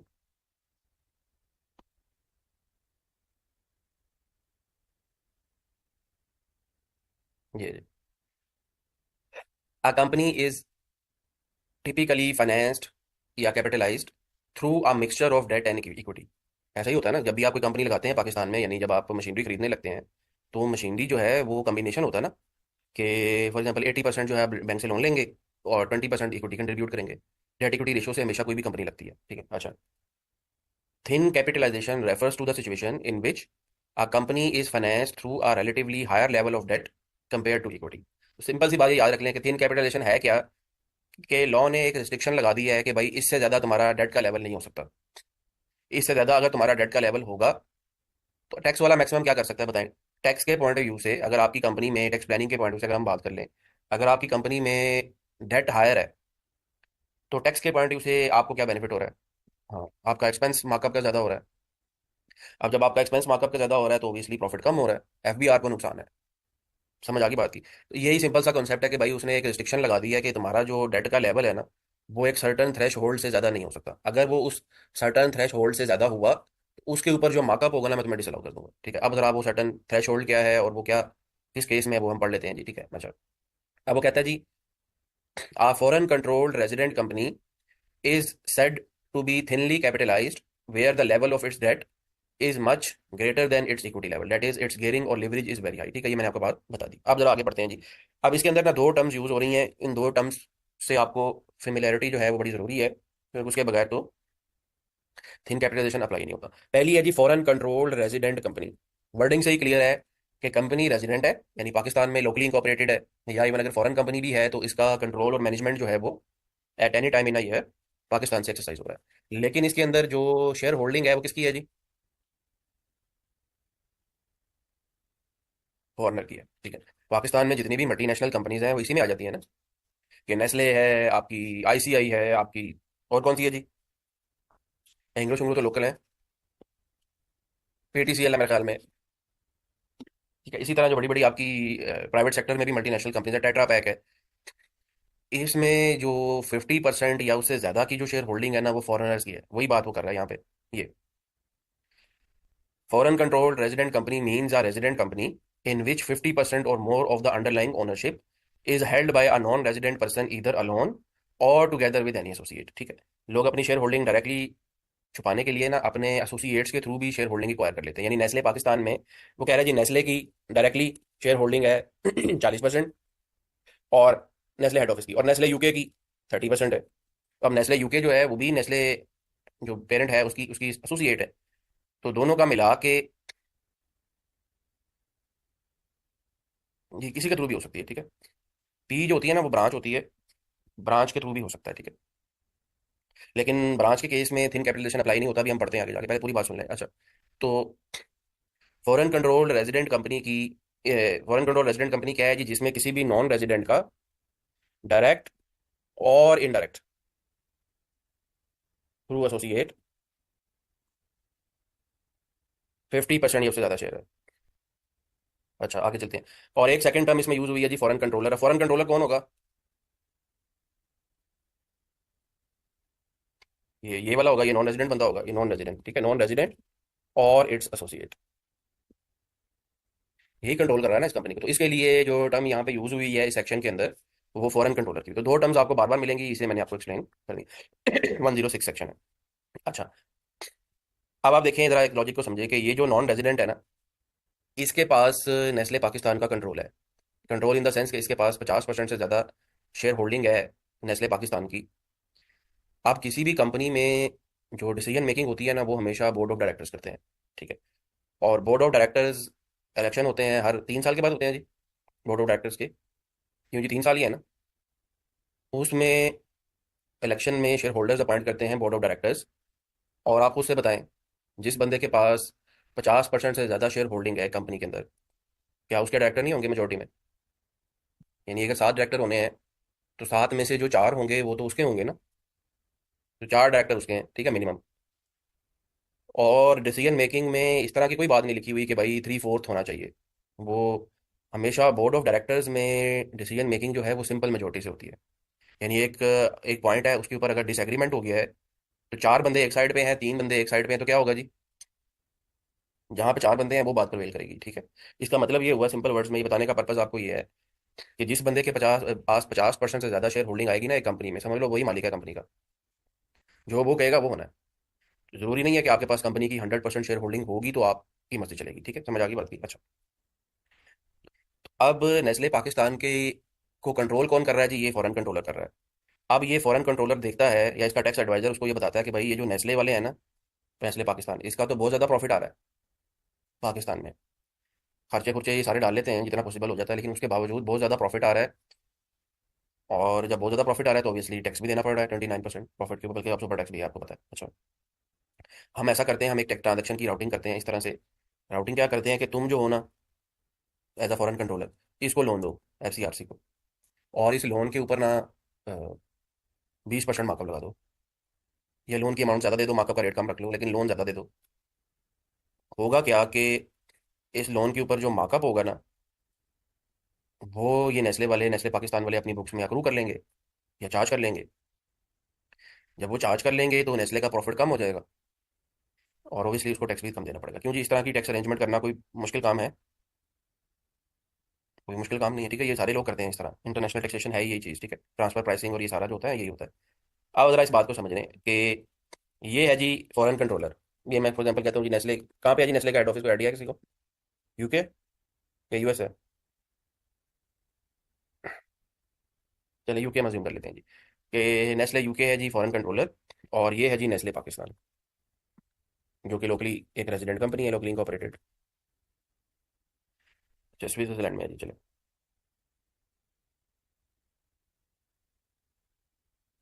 अच्छा। आप देखें जी, नेस्ले स्विट्जरलैंड ने नेस्ले पाकिस्तान को 1 बिलियन का लोन दिया। 1 बिलियन। और 1 बिलियन लोन के ऊपर 20% मार्कअप उससे ले लिया, यानी 200 मिलियन का मार्कअप नेस्ले पाकिस्तान ने नेस्ले स्विट्जरलैंड, जो उसका फॉरेन कंट्रोलर है, उसको पे किया। अब इसकी टैक्सेशन समझें। नेस्ले पाकिस्तान इस 200 मिलियन को अपनी बुक्स में एक्सपेंस बुक कर लेगा। जब एक्सपेंस बुक कर लेगा तो नेस्ले पाकिस्तान को कितनी सेविंग हुई है जी टैक्स की? 200 मिलियन मल्टीप्लाइड बाय, बताएं जी, 29%। ये कितना बना जी? 58 मिलियन। लेकिन बात यहाँ पे जाके खत्म नहीं होगी। ये प्रॉफिट ऑन डेट जो है ये पे कर रहा है नेस्ले पाकिस्तान, जो कि एक रेजिडेंट कंपनी है। तो नेस्ले स्विट्जरलैंड की इनकम पाकिस्तानी सोर्स हो जाएगी या नहीं होगी जी? बताएं जी। पाकिस्तानी सोर्स हो जाएगी ना, यही बात हमने ऊपर पढ़ी है ना ये। कैसे टैक्स होगी पाकिस्तान में?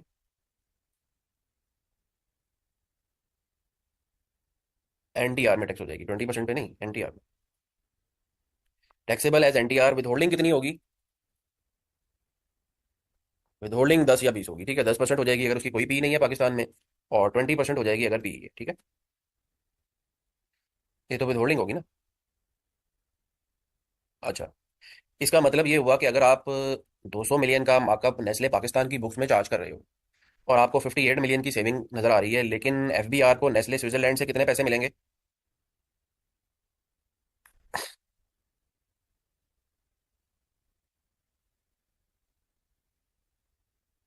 58 मिलियन ही तो मिल जाएगा ना वहां से। यहाँ पे आपने एक्सपेंस बुक कर लिया, तो वहां से इनकम भी तो आ रही है ना। क्या एफबीआर को कोई नुकसान हो रहा है सारी ट्रांजेक्शन में? बताएं जी। कोई कोई नुकसान नहीं हो रहा, ठीक है। एफबीआर कहेगा भाई मेरी तरफ से 1 अरब की बजाय 5 अरब दे दो लोन, मुझे क्या। जितनी की टैक्स की सेविंग नेस्ले पाकिस्तान को होगी, उतनी अमाउंट का ही टैक्स मैंने तुमसे रिकवर कर लेना है। तो अब आप खुद सोच के बताएं, क्या ऐसी सिचुएशन में थिन कैपिटलाइजेशन लगना चाहिए?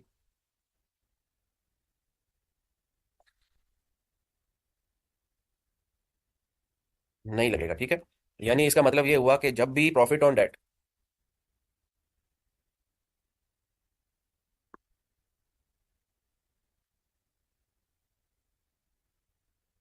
उसने थिन कैपिटलाइजेशन कहा है कि एप्लीकेबल ही नहीं है, जितना मर्जी लोन दो, मुझे कोई मसला नहीं है। मसला कब होगा? जब यही सिचुएशन है और टैक्स ट्रीटी में या सेकंड स्केड्यूल में लिखा हुआ है कि भाई प्रॉफिट ऑन डेट जो है ना वो एग्जम्प्ट है। जब एग्जम्प्ट है तो ऑब्वियसली विथहोल्डिंग भी नहीं होनी।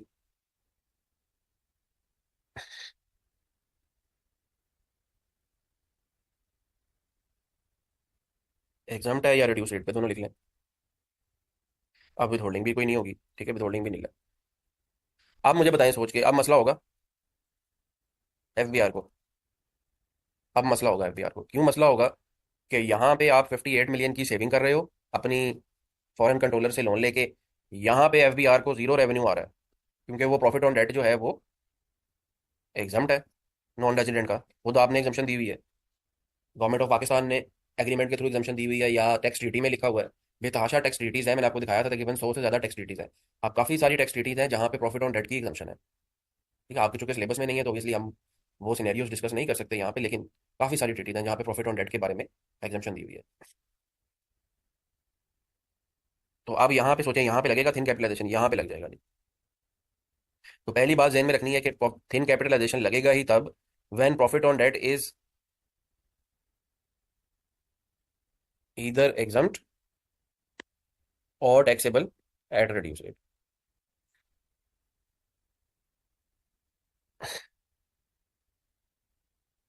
बात समझ आ गई जी? आगे चलूं?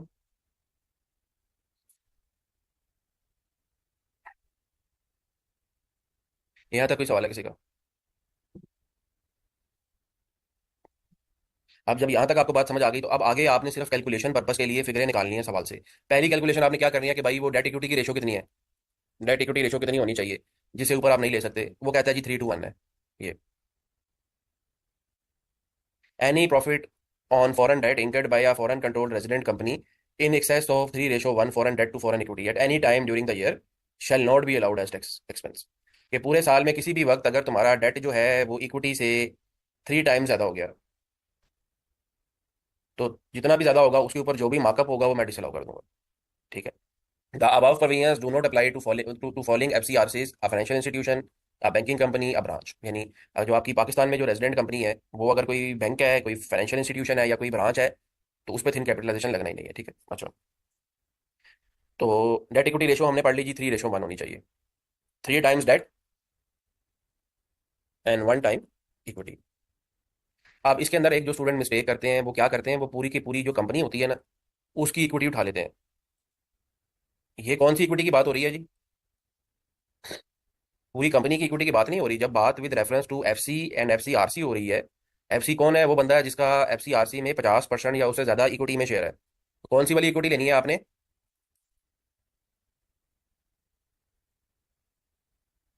Pertaining to FC. हाँ, ठीक है। और डेट भी कौन सा लेना है?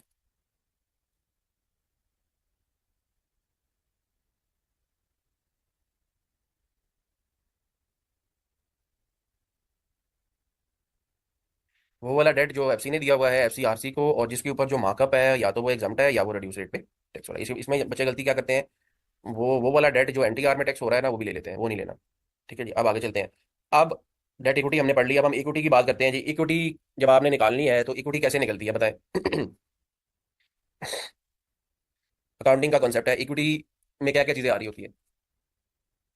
Share capital plus reserves plus revaluation या शेयर प्रीमियम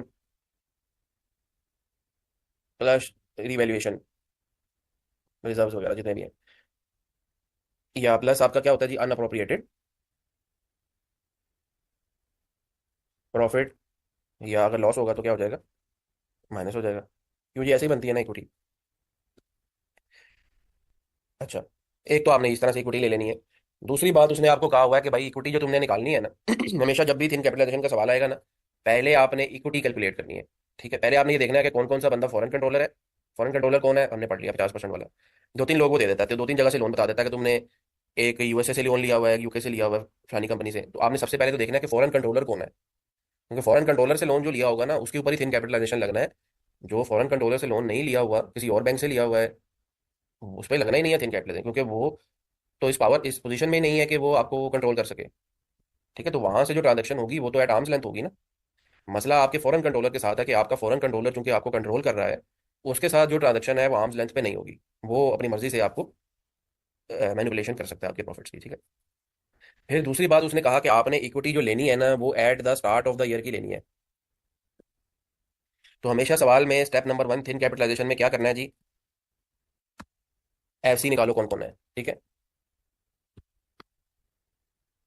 दूसरे नंबर पे step number 2 foreign equity calculate करो at start of the year. अब एग्जामिनर आपको कंफ्यूज करने के लिए क्या करता है, वो इक्विटी दे देता है ईयर एंड की। चलिए आपको अभी पेपर में मिसाल के तौर पे इस दफा सवाल आएगा 1 जनवरी 2024 से 31 दिसंबर 2024 उसका ईयर एंड है। तो उसने 31 दिसंबर 2024 पे आपको बैलेंस शीट का एक्सट्रैक्ट दिया होगा या दे देगा वो, जिसमें ये सारी चीजें आ रही होंगी ये वाली। आपने क्या करना है जी, आपको कौन सी इक्विटी चाहिए, 1 जनवरी 2024 की चाहिए। अब उसने अगर आपको क्लोजिंग इक्विटी दी हुई है और आपको ओपनिंग चाहिए, वर्क बैक कर सकते हो ना। अकाउंटिंग का कॉन्सेप्ट है, कैसे करोगे वर्क बैक, कि फॉर द ईयर का जो प्रॉफिट है जो कि आपकी इक्विटी में ऐड होता है उसको क्या करोगे, माइनस करोगे कि ऐड करोगे, माइनस करोगे। ठीक है, क्योंकि वो ऐड हुआ होगा ना क्लोजिंग के अंदर, तो आप माइनस कर दोगे। अच्छा, फॉर द ईयर कोई अमाउंट अगर आपने रिजर्व्स में ट्रांसफर की है या शेयर प्रीमियम में ट्रांसफर की है उसको क्या करोगे, उसको भी माइनस करोगे। और फॉर द ईयर अगर आपने कोई इंटरम डिविडेंड वगैरह डिक्लेयर किया है तो उसकी क्या होगा जी ट्रीटमेंट बताएं। हाँ, डिविडेंड जो होता है वो आपके प्रॉफिट्स में से ही पे होता है ना हमेशा, मतलब कि वो आपके प्रॉफिट में से माइनस हुआ होगा। तो अब आपने अगर स्टार्ट पे जाना है तो आप क्या करोगे, उसको ऐड कर लोगे। ठीक है, interim dividend paid if any. अभी मैं इसको आपको सवाल भी कराता हूँ। इस तरह से करके आपने ईयर की स्टार्ट की इक्विटी पे चले जाना है। ठीक है, ईयर की स्टार्ट की जब आप इक्विटी पे चले गए, ये तो पूरी कंपनी की उसने बताया होगा ना कि पूरी कंपनी का इतना डिविडेंड था, ये इतना प्रॉफिट था एंड सो ऑन। उसके बाद आप क्या करोगे, इस इक्विटी को किससे मल्टीप्लाई करोगे, एफसी शेयर से। ये कंपनी की पूरी इक्विटी ईयर के स्टार्ट पे आ गई 100 मिलियन, एफसी का शेयर है इसके अंदर 60%। हमें तो एफसी की इक्विटी निकालनी है ना 3:1 के लिए। तो कितनी इक्विटी आई जी, 60 मिलियन। यहां तक बात समझ आ गई, कोई कंफ्यूजन है किसी को। अच्छा, लेस। अब इसके अंदर ना एक अमाउंट लेस होती है, इसकी लॉजिक भी जरा समझ लें। वो लेस अमाउंट क्या है जी, वो देखें यहाँ पे मैं,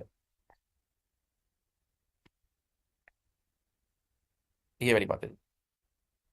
any debt obligation owed by a foreign controller और non resident associate of the foreign controller to foreign control resident company and proportional share of accumulated losses if any. Losses की तो बात होगी कि अगर एफसीआरसी ने एफसी को लोन दिया, वैसा भी तो हो सकता है ना। हम तो ये सिचुएशन पढ़ रहे हैं कि एफसी ने यानी नेस्ले स्विट्जरलैंड ने नेस्ले पाकिस्तान को लोन दिया हुआ है। वाइस वर्सा भी तो हो सकता है ना कि नेस्ले पाकिस्तान ने नेस्ले स्विट्जरलैंड को भी लोन दिया हुआ है। दोनों चीजें हैं बुक्स के अंदर, उसने इसको लोन दिया हुआ है, इसने उसको लोन दिया हुआ है। ट्रांजेक्शन को घुमाने के लिए लोग इस तरह की एंट्रियां करते हैं ना। आप जरा खुद सोच के बताएं कि नेस्ले स्विट्जरलैंड ने नेस्ले पाकिस्तान में 60 मिलियन इन्वेस्ट किया, ये 60 मिलियन निकली है ना इक्विटी ये वाली, और नेस्ले पाकिस्तान ने 20 मिलियन इसको लोन दे दिया। तो अफेक्टिवली नेस्ले स्विट्जरलैंड ने नेस्ले पाकिस्तान में कितना इन्वेस्ट किया है, 60 किया है या 40 किया है, 40 किया है ना। ट्रांजेक्शन को सिर्फ उन्होंने घुमाया है, उसको कहा भाई तुम बुक्स में दिखाने के लिए मुझे मेरे शेयर कैपिटल में इन्वेस्ट करो 60 मिलियन का, 60 में से 20 तुम्हें मैं लोन दे देता हूँ तो होगा 40 ही, लेकिन हम किताबों में दिखाएंगे कि तुमने मेरी इक्विटी में कितना इन्वेस्ट किया हुआ है, 60। उससे क्या होगा कि लोन मेरा 180 तक हो जाएगा जो मैं ले सकूंगा। जबकि इफेक्टिवली यानी ये देखे ना, 3 टाइम्स तक आप ले सकते हो ना लोन। तो इक्विटी अगर 60 आ रही है बुक्स के अंदर तो मैक्सिमम आप जो लोन ले सकोगे वो 180 मिलियन ले सकोगे। लेकिन अगर इक्विटी 60 है और मैंने आपको उसमें से 20 रुपये माइनस कर दिए हैं, लोन दे दिया है, तो अब आपकी इक्विटी तो 40 हो गई। अब आप मैक्सिमम लोन कितना ले सकते हो, 120 मिलियन। समझ आ गई है जी बात की। तो अगर आपने कोई लोन दिया हुआ है, ठीक है, less any loan given by F C R C to F C, इसको लोन में से एडजस्ट नहीं करना। आप ये नहीं कह सकते कि भाई मैंने उसको लोन दिया हुआ है 20 मिलियन का, उसने मुझे लोन दिया हुआ है 100 मिलियन का, तो हम लोन को आपस में एडजस्ट कर लेते हैं, यानी टोटल 80 मिलियन का लोन हुआ। वो कह रहा है नहीं, लोन में से नेटिंग ऑफ नहीं करनी, इक्विटी में से लेस करना है, क्योंकि ये तुमने सिर्फ ट्रांजेक्शन की राउटिंग इस तरह से की हुई है, 60 दे के 20 वापस ले लिया, तो मैं यही अज्यूम कर रहा हूँ कि ये तुमने इक्विटी में 40 डाले हुए हैं, ताकि तुम्हारी जो 3 टाइम्स वाली लिमिट है वो कम हो जाए। ठीक है जी, तो इस तरह से आपने स्टेप नंबर 2 में ये चीजें ध्यान में रखते हुए जो मैंने आपको सारी बताई हैं, फॉरेन इक्विटी की कैलकुलेशन करनी है। ठीक है, फॉरेन इक्विटी की जब आपने कैलकुलेशन की वो आ गई 40, यहाँ पे जाके सारा सवाल आपका हल हो गया। ठीक है, साथ ही आपने इमीडिएटली फॉरन 40 को 3 से मल्टीप्लाई कर देना कि भाई मैक्सिमम डेट जो तुम ले सकते हो ना at any time in a year, वो 120 मिलियन का ले सकते थे। आप स्टेप नंबर 3 पे चले जाओ भाई, लोन निकाल लो, कौन कौन सा लोन लिया हुआ है।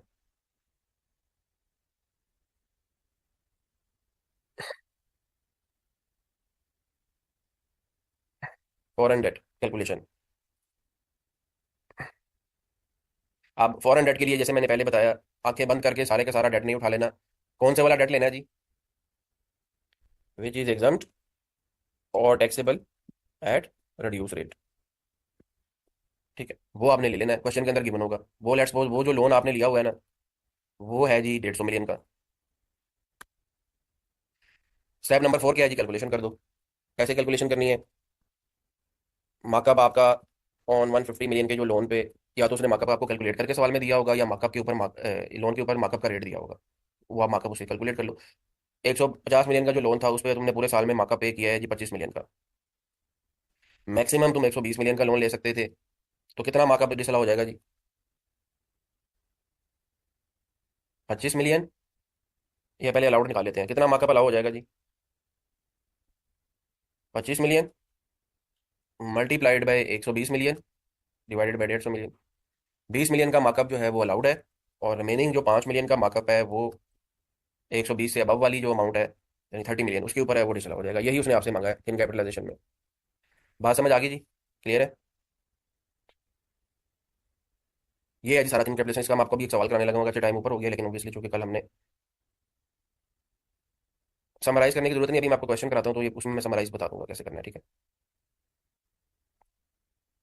अच्छा अब हम क्वेश्चन करते हैं, तो उसमें स्टेप नंबर 3 और 4 आपको समझ आ जाएगा। स्टेप नंबर 4 चले मैं दोबारा से बता देता हूँ, क्योंकि उसमें एक पॉइंट भी रह गया बताने वाला। स्टेप नंबर 4 क्या होगा कि आपने जितना भी फॉरेन एसोसिएट से, अभी ठहर के करना। ठीक है, स्टेप नंबर 4 में जो आप, सॉरी, स्टेप नंबर 4 में जो आपने लोन लिया होगा in excess of 3 times, total जितना भी लोन लिया होगा, जैसे यहाँ पे 150 मिलियन आपने लिया हुआ था, उस पे जो मार्कअप होगा ना वो आपने कैलकुलेट कर लेना है। मैंने आपको इसके अंदर बताया कि दो चीजें हो सकती हैं। हो सकता है एग्जामिनर ने मार्कअप खुद ही आपको बता दिया हो सवाल के अंदर, या हो सकता है आपको खुद से कैलकुलेट करना पड़े, उसने मार्कअप का रेट दिया होगा, उस हिसाब से आप कैलकुलेशन कर लेंगे मार्कअप की। ठीक है, ये टोटल मार्कअप है जो आपने 150 मिलियन के लोन के ऊपर अपनी बुक्स में एक्सपेंस चार्ज किया हुआ है। आपको मैक्सिमम जो लोन अलाउ था वो 120 मिलियन अलाउ था। आपने 150 मिलियन के लोन के ऊपर 25 मिलियन का एक्सपेंस बुक किया हुआ है, तो अब आप क्या करोगे? अलाउड वाली अमाउंट निकाल लोगे। 25 मिलियन आपका टोटल एक्सपेंस है 150 मिलियन के ऊपर, 25 मल्टीप्लाइड बाई 120 डिवाइडेड बाई 150। ठीक है, आपको मैक्सिमम जो मार्कअप अलाउ होना है वो 20 मिलियन होना है, और बाकी का जो 30 मिलियन का लोन था जो इन एक्सेस ऑफ 3:1 था वो डिसअलाउ हो जाएगा। ठीक है, अच्छा अब मार्कअप के अंदर भी एक पॉइंट है जी, वो भी मैं यहाँ से आपको क्लियर कर दूँ। वो भी अगेन ट्रांजेक्शन की राउटिंग के लिए लोग क्या करते हैं कि foreign debt outstanding to foreign controller और non resident associate of the foreign controller, यानी ये स्टेप नंबर 3 की बात हो रही है बेसिकली, कि फॉरेन कंट्रोलर ने लोन दिया हुआ है टू एफसीआरसी, ये इसमें आ जाएगा। फॉरेन कंट्रोलर के किसी एसोसिएट ने लोन दिया हुआ है एफसीआरसी, ये भी आ जाएगा। कौन से वाला आ जाएगा जी? जो ये वाला है, जो या तो एग्जाम्प्ट है या रिड्यूस रेट पे टैक्स हो रहा है। एक तीसरी बात वो इसके अंदर कर रहा है जी, वो क्या है जी? वो समझिएगा। Foreign debt outstanding to any non associate where the non associate has a balance outstanding of a similar amount of debt और टू फॉरेन कंट्रोलर। अब इस बात को समझिएगा कि ये जो आपका नेस्ले स्विट्जरलैंड वाला था ना, इसको पता था भाई अगर मैं डायरेक्टली लोन दूंगा या नेस्ले यूके के थ्रू लोन दूंगा ना, नेस्ले पाकिस्तान को तो इस पे थिन कैपिटलाइजेशन लग जाएगा, लॉ में बड़ा क्लियरली पाकिस्तान में लिखा हुआ है। उसने कहा अच्छा चलो, मैंने लोन तो मैंने ही देना है, लेकिन मैं ट्रांजेक्शन की ना राउटिंग चेंज कर देता हूँ। मैं नेस्ले स्विट्जरलैंड हूँ, मैं ना यूके में एक बंदा है जी, एबीसी, उसको लोन देता हूँ। ये एबीसी भी मेरे जानने वाला ही है, ठीक है। मेरा एसोसिएट नहीं है लेकिन मेरा जानने वाला है, ठीक है। उसके साथ मैं सेटिंग कर लेता हूँ। उसको कहता हूँ मैं तुम्हें लोन दूंगा, और तुमने ये जो लोन है ना, ये मेरी पाकिस्तान में जो नेस्ले पाकिस्तान है ना, उसको दे देना, ताकि बुक्स के अंदर ये ना लगे कि ये जो एफसीआरसी ने लोन लिया हुआ है ना, ये नेस्ले स्विस से नहीं लिया हुआ बल्कि यूके में किसी से लिया हुआ है। तो ये आप ये देखिए, ये ट्रांजेक्शन की राउटिंग है, आपने चेंज किया, लोन आप नहीं देना था, लेकिन आपने किसी ऐसे बंदे को दिया जो आपका एसोसिएट नहीं है, और उसी बंदे ने वो लोन नेस्ले पाकिस्तान को दे दिया है, ठीक है। तो वो कह रहा है वो भी आप ही का लोन कंसिडर होगा, ठीक है। यानी तीसरी बात क्या है जी, any non associate of FC where non associate is liable for similar amount to FC. यानी यूके एबीसी की बुक्स में वो loan payable to Nestle Swiss आ रहा होगा, और नेस्ले पाकिस्तान की बुक्स में वो loan payable to UK ABC आ रहा होगा। तो बात एक ही है, मतलब कि लोन इसी ने दिया है, ठीक है जी। समझ आ गई जी यहाँ तक? ये है जी सारा तीन कैपिटलाइजेशन का कॉन्सेप्ट। इसको आप यहाँ तक आप पढ़ लीजिएगा, और इसमें सारी वही बातें हैं जो मैंने आपको बताई हैं यहाँ तक, ठीक है। अब मैं इसका आपको सवाल करा रहा हूँ जी। अगर तो एनटीआर में जाएगा तो फिर तो थिन कैपिटलाइजेशन लगेगा ही नहीं ना, वो तो बात वहीं पे खत्म हो गई ना। अगर वो जो लोन है वो रिड्यूस रेट पे टैक्स हो रहा है या एग्जाम टैक्स लगना तभी है, ठीक है। और इन तीनों को आपने ऐड कर लेना है, जो भी लोन इन तीनों के रिड्यूस रेट वाले हैं या एग्जाम्पशन वाले हैं, उनको आपने ऐड कर लेना, ठीक है। अच्छा,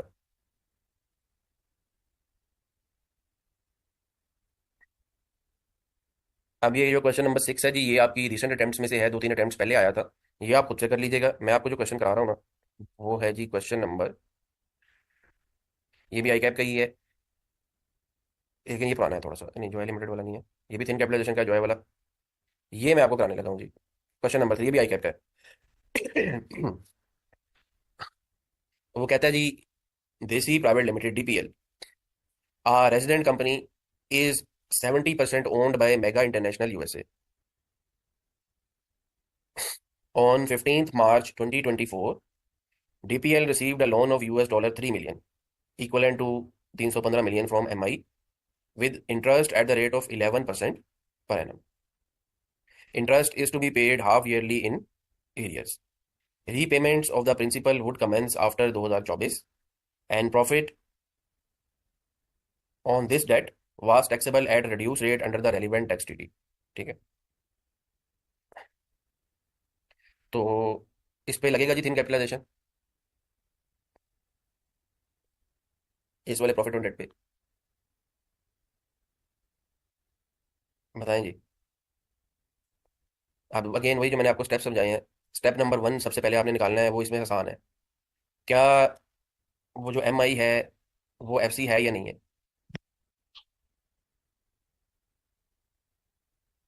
एम आई का देसी प्राइवेट लिमिटेड में 70% शेयर है, इसका मतलब है एम आई क्या है?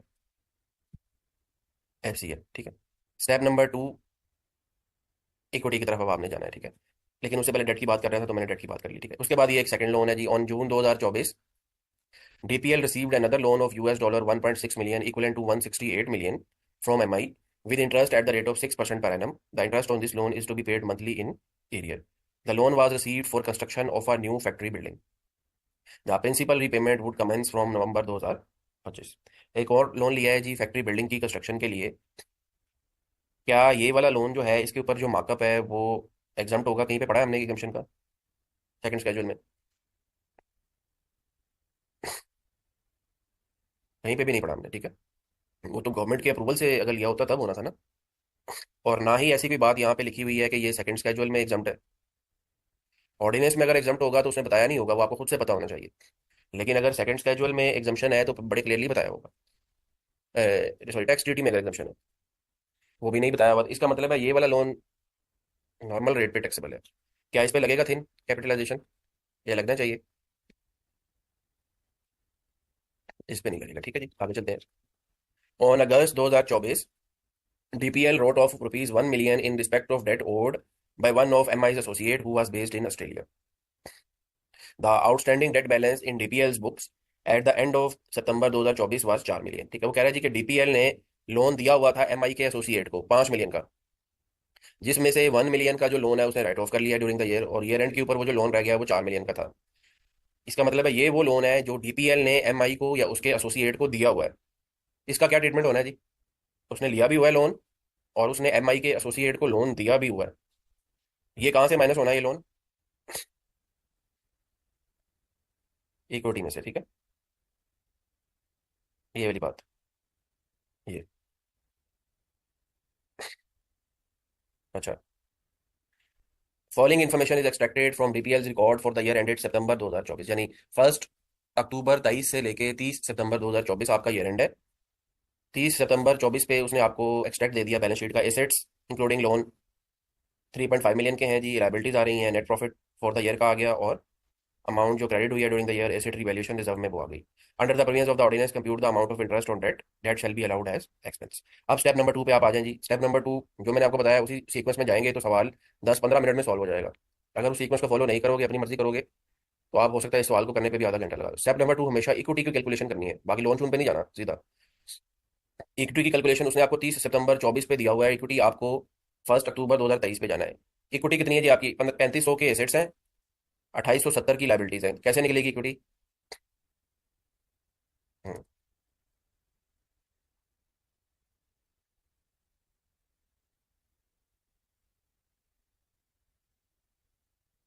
तो ये आपकी इक्विटी आ गई जी at the start of the year, 630 million की। इसमें वो कहता है भाई जो तुम्हारा फॉर द ईयर का प्रॉफिट था और रिवैल्यूएशन रिजर्व में जो अमाउंट ट्रांसफर हुई थी, कितनी कितनी है जी? 350 और 150। ये क्या होंगे, ऐड होंगे माइनस होंगे? ये आप माइनस कर देंगे। तो 130 मिलियन की इक्विटी आ गई eight the start of the year. अभी 3 पे नहीं जाना, अभी पहले पूरी कैलकुलेशन करें इक्विटी की, यही तो मिस्टेक करते हैं बच्चे। ये इक्विटी आपने पूरी कंपनी की निकाली है eight the start of the year, पूरी डीपीएल की। हमने कौन सी निकालनी है? एफसी वाली। तो एफसी का कितना शेयर है जी इसमें?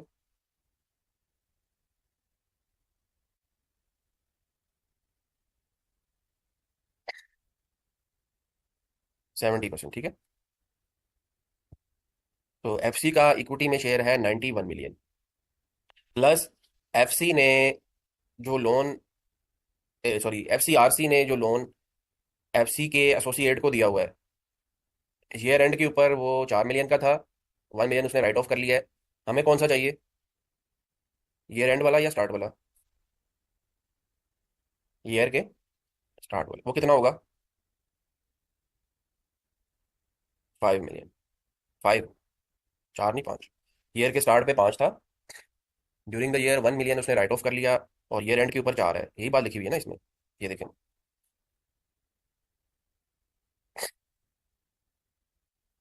तो 86 मिलियन की आपकी इक्विटी है जी at the start of the year. Maximum loan आप कितना ले सकते थे? 258 मिलियन का। आपने कितना लिया हुआ एक्चुअल लोन? आप स्टेप नंबर 3 पे आ जाएं, फॉरेन डेट निकालें। कितना लिया हुआ जी एक्चुअल लोन? हमने सवाल के स्टार्ट पे ही असेस कर लिया कि इस पे तो लगना ही नहीं है, ये तो सारा आपका लोन, इसके ऊपर जो मार्कअप है वो तो अलाउबल है। आपने कितना लोन लिया हुआ जी? 315 मिलियन का, जिसपे थिन कैपिटलाइजेशन लगेगा। ठीक है जी, तो कितना लोन एक्सेस लिया हुआ है जी? 57 मिलियन का। आप स्टेप नंबर 4 पे आ जाओ, मार्कअप की कैलकुलेशन करो जी। रिक्वायरमेंट में उसने आपसे मांगा हुआ है कि वो मार्कअप कैलकुलेट करो जो कि अलाउ होगा। ठीक है, तो जो तो आपका दूसरे वाला लोन है, 168 मिलियन वाला, इस पे तो जो मार्कअप है वो सारे का सारा अलाउ हो जाएगा ना। ये लोन आपने लिया है जून 2024 पे, 1 जून 2024 पे, 168 मिलियन।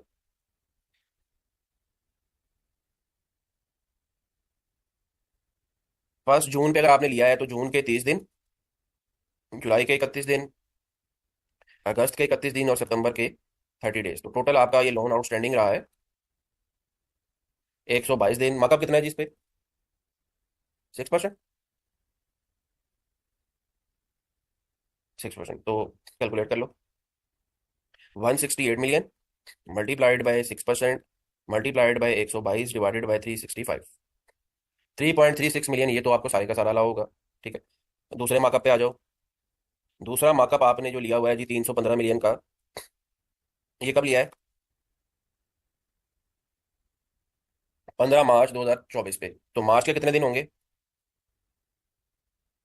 17। 17 होंगे ना? जिस दिन लोन लिया है वो भी तो काउंट होगा ना। अप्रैल के 30, मई के 31, जून के 30, जुलाई के 31, अगस्त के 31 और सितंबर के 30।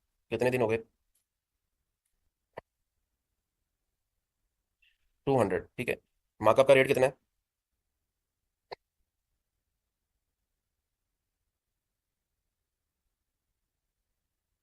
11%। अब आप कैलकुलेट कर लो जी। 315 million multiplied by 11% multiplied by 200 divided by 365। 18.98 million का लोन है जी, जो 315 मिलियन पे बन रहा है। हमें अलाउड कितना होगा? 18.99 मल्टीप्लाइड बाय 258 डिवाइडेड बाय 315। समझ आ गई जी बात की? तो टोटल आपके लिए जो अलाउबल एक्सपेंस होगा, दिस प्लस दिस, 18.92,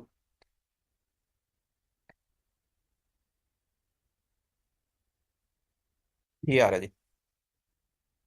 ठीक है, मैंने ऑब्वियसली फ्रैक्शन में कैलकुलेशन की है, उसने एग्जैक्ट रुपीस में की हुई है। समझ आ गई जी बात की? कोई क्वेश्चन है तो बताएं। इसका जो बी पार्ट है, ये बाकी की जो चीज़ें रह गई हैं वो इंशाल्लाह हम कल करेंगे। आज का लेक्चर हमारा इतना ही है। कल मुलाकात होती है, कल आपकी लास्ट क्लास है, ठीक है जी। अल्लाह हाफिज़।